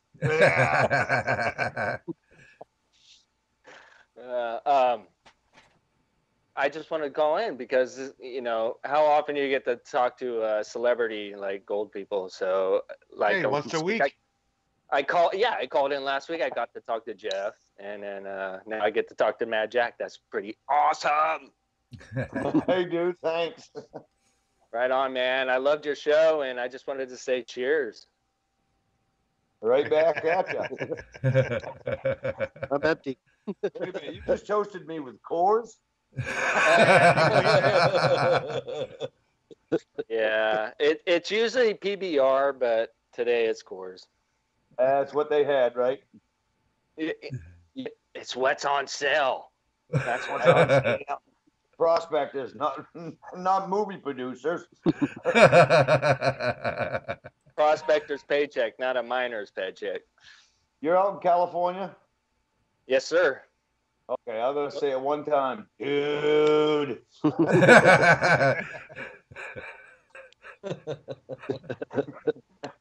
Guess what? I just voted today to in California. We got big boats going on, and we're getting out. We're cleaning. What do you call it? Draining the swamp over here in California. At least we're trying. I hope it works. Yeah. Hey, how's that secession state of Jefferson coming along? State of Jefferson. I love it. Look. I even have it on my gold pan. Where's it at? There it is. That's the sign for state of Jefferson, right? I knew that's what it was. I wish, but it's such a far off dream. But you never know. You never know. Trump was a far off dream, but we got him. So you never know. Well, I don't want to go political on the gold show. So anyways, my old lady's going to pull up in this garage soon, and I don't want to be on the phone when she does so. I love you guys. We'll see you soon, probably next week. All right, Josh. You got a question for our guest? You got a question before you go? No, I don't. I just wanted to say hi. No problem, man. That works too. We enjoy All right, take care, guys. Take You care. too, Josh. Josh. Make sure to check out Prospectors Josh for his rich ass dirt adventures. He puts on some pretty good videos. So find some nice gold too, I have to say. It makes me wish I would have got into prospecting when I was growing up in California. No, surfing and girls. That's kind of prospecting. Oh, yeah. That is. True. The only thing you're prospecting for gold diggers. Yeah, ain't that the truth? Especially out there. Especially with beach girls, man. They're expensive. Yeah. High maintenance. Yeah, definitely. And the hotter they are, the more psycho crazy they are, too. But geez, yeah, I guess that goes with anywhere, though. The hotter the babe, the more psycho they are. Sorry to all the hot babes out there. Say what? I'm sure there's some lady prospectors out there, so I you got to kind of be nice for that. You didn't hear me say anything. That excludes all hot prospecting chicks. They may be gold diggers, but they're the good kind. Yeah, and like Ruby always says, it's my fault. Yep. No, not just her. Everybody does. It's Ed's fault. That's okay. I got broad shoulders. Just call me scapegoat.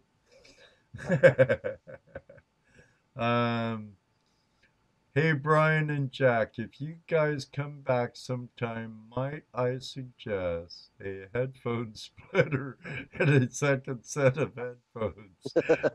Bryan and I are pals. We share about everything. Jared. comment from the world's greatest moderator in the room, Mr. Lodak. Well, gentlemen, I we're tried going. to download Skype on his own phone, but it didn't work out. Hey, it's all right. Things happen. Yeah. It was. Thank you, Jack, for coming on and bearing with us for a couple hours. Hey, not a problem. Anytime, guys. Anytime Brian's around. I'm not technical enough to do this on my own. So. Well, we'll definitely have to have you back someday. All right. Cool. I know my wife went to bed in her bedroom's right above where I do my show from. So you better tone your voice stomping on down the a floor little. yet? Not yet. Not yet, bro. Not yet. He knows. Stomping He soon. knows. We all know what that means when you hear. Yep. Show's over. Good night, folks. Yep. Oh, yeah. Yeah.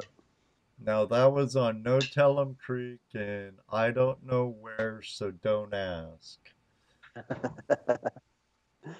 Gold Oh, Nugget look. Creek. Oh, yeah, that's a 2.3 grammer I got. Some That's a nice nice one. chunky there, Brian. Yeah. It was a good trip. I'm going to have to be watching the video after the show while I'm waiting for my YouTube stuff to finish. All right, guys. Good night. All right. We appreciate you coming on very much. Thank you. Yes. Yes. And Thanks for having us. would love Thanks to for have having you back someday. I'll be talking to Brian, I'm sure, here soon. And I sent you a friend's request months and months and months ago, Jack, on Facebook. It won't let me send another one, I don't think. But if you I have to dig into that. if you run across it, go ahead, if you would, accept it. It's Ed Marvin. So. I'll do that. Excellent. Thank you. All right, guys. Be safe out there, and we'll be keeping eyes out for your videos, Brian, and yours, Jack. And Okay. until next time, all of you out there, oh, my buttons are all mixed up. Uh-oh. Uh-oh. That's not good if your buttons are mixed up. My Don't hit the buttons are wrong mixed button. up, or I'm mixed up. One of the two. Well, yeah. Flip of a coin there. Flip of a coin. Yeah, never know, right, Dana? That's all right. Thank you, All right. everybody, for joining us tonight out there. Thank you, Ron, for the hills. We were using your sluice this weekend, actually. I got a little video clip of it. Yep, well, you'll be seeing more of it in videos, Ron. So, and don't worry, guys, I won't do my Iron Marvin or anything. Not this time. I lied. Run for the hills. Okay. I couldn't help it. Thank you all for joining us. And like I always say, may you always have a flash in your pan. Yep. And then you know what he's going to say after that. I can't help it. Maybe one day too. We'll see you on the river. Good night, everybody. Good night, everyone. Yeah. Good night, guys. Good night, guys. Good night, Ed. Good night, Dano. Good night, Ed. Good night, Jesse. Good night, Dano. Good night, Tess. Good night, everybody.